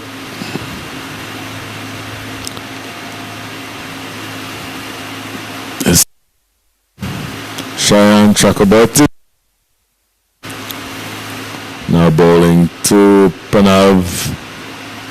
Struck in the air. There is a sweeper out in the covers. He does well to move to his right, keep the damage to 2 runs. So relatively economical over this. 6 runs coming from it with 1 ball remaining. Still need another 25 from the last 13 balls. So you're just shy of 2 runs off every ball needed the rest of the way. In the air, going to land in no man's land, and it lands. Daniel Bagani is the one who picks up just a single. So that 7 runs coming from it. At the end of 18, another 24 needed. Pretty simple equation. We'll be right back.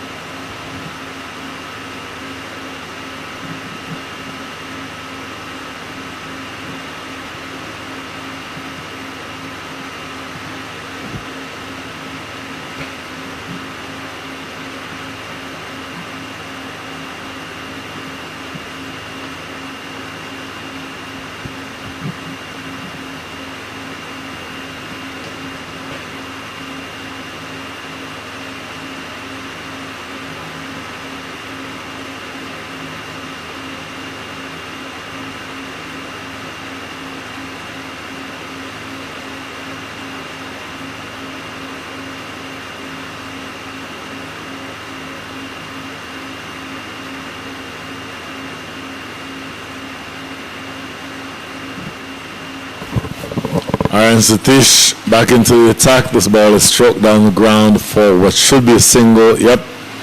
Good work by Long On coming across. And so now 11 balls remaining and another 23 required. Aaron Satish, generally the bowler who bowls the 19th over in a chase in what is a relatively close match, can be expected to be either the best bowler in the side or one of the best bowlers in the side. On this occasion, the captain grabbing the by the horns and making sure that he puts himself in the position of being the stopper, if you will, a baseball term. Field coming in for the number 11. That's stroked down the ground for a single. Do they want 2? No. So that was Saket.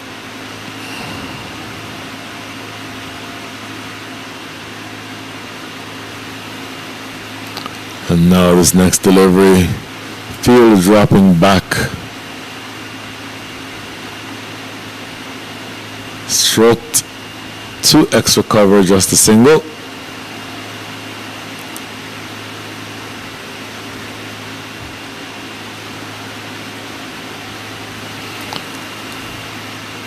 Now you see the definite strategy is to try to keep Saket Narla on strike. Everyone coming into the circle to try to prevent the single. Next delivery, looking to essay a big swing and miss, not able to make contact. And as far as the Skywalkers are concerned, if they keep Saket on strike, I think they'll be happy. So a couple of dot balls. Another swipe and a miss. Appeal for a stumping, not given, but it is another precious dot ball.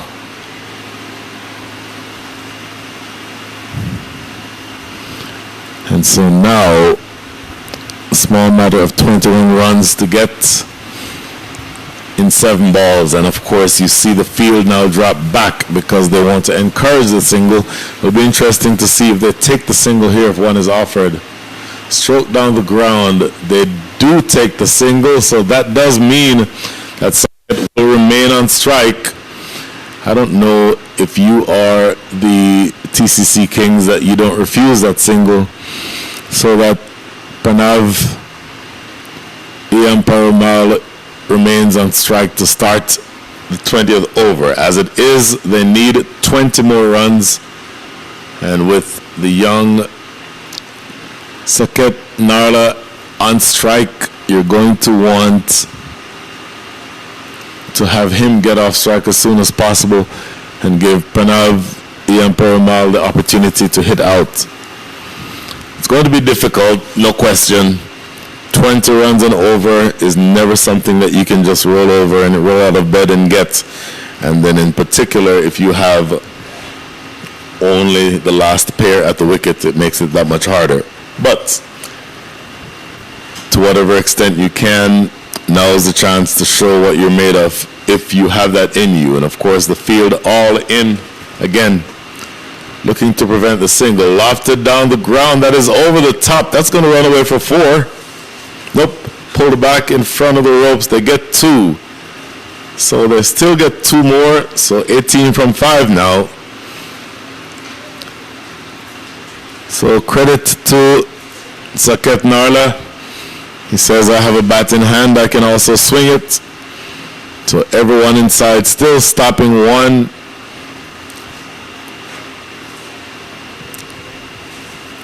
But he's showing that he has the urgency to do exactly that. There he goes again. That's going to be square of the wicket. Should be 2 more if they want it. They do come back for that second run. So 2 balls, 4 runs. 16 needed in 4. So they need a run, a ball the rest of the way.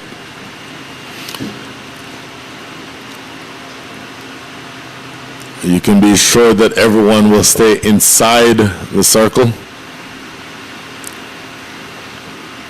They are encouraging young Saket Narla to hit over the top. Next delivery. Stroked down to mid-on for a single. So the equation now becomes hit at least 1-6 or the match is over. You need 15 and you need them in 3 balls. A 6 and 2 4s ties things up. 2 6s and a 4 wins it. But you need at least 1-6, otherwise this match is done. Of course, barring any extras.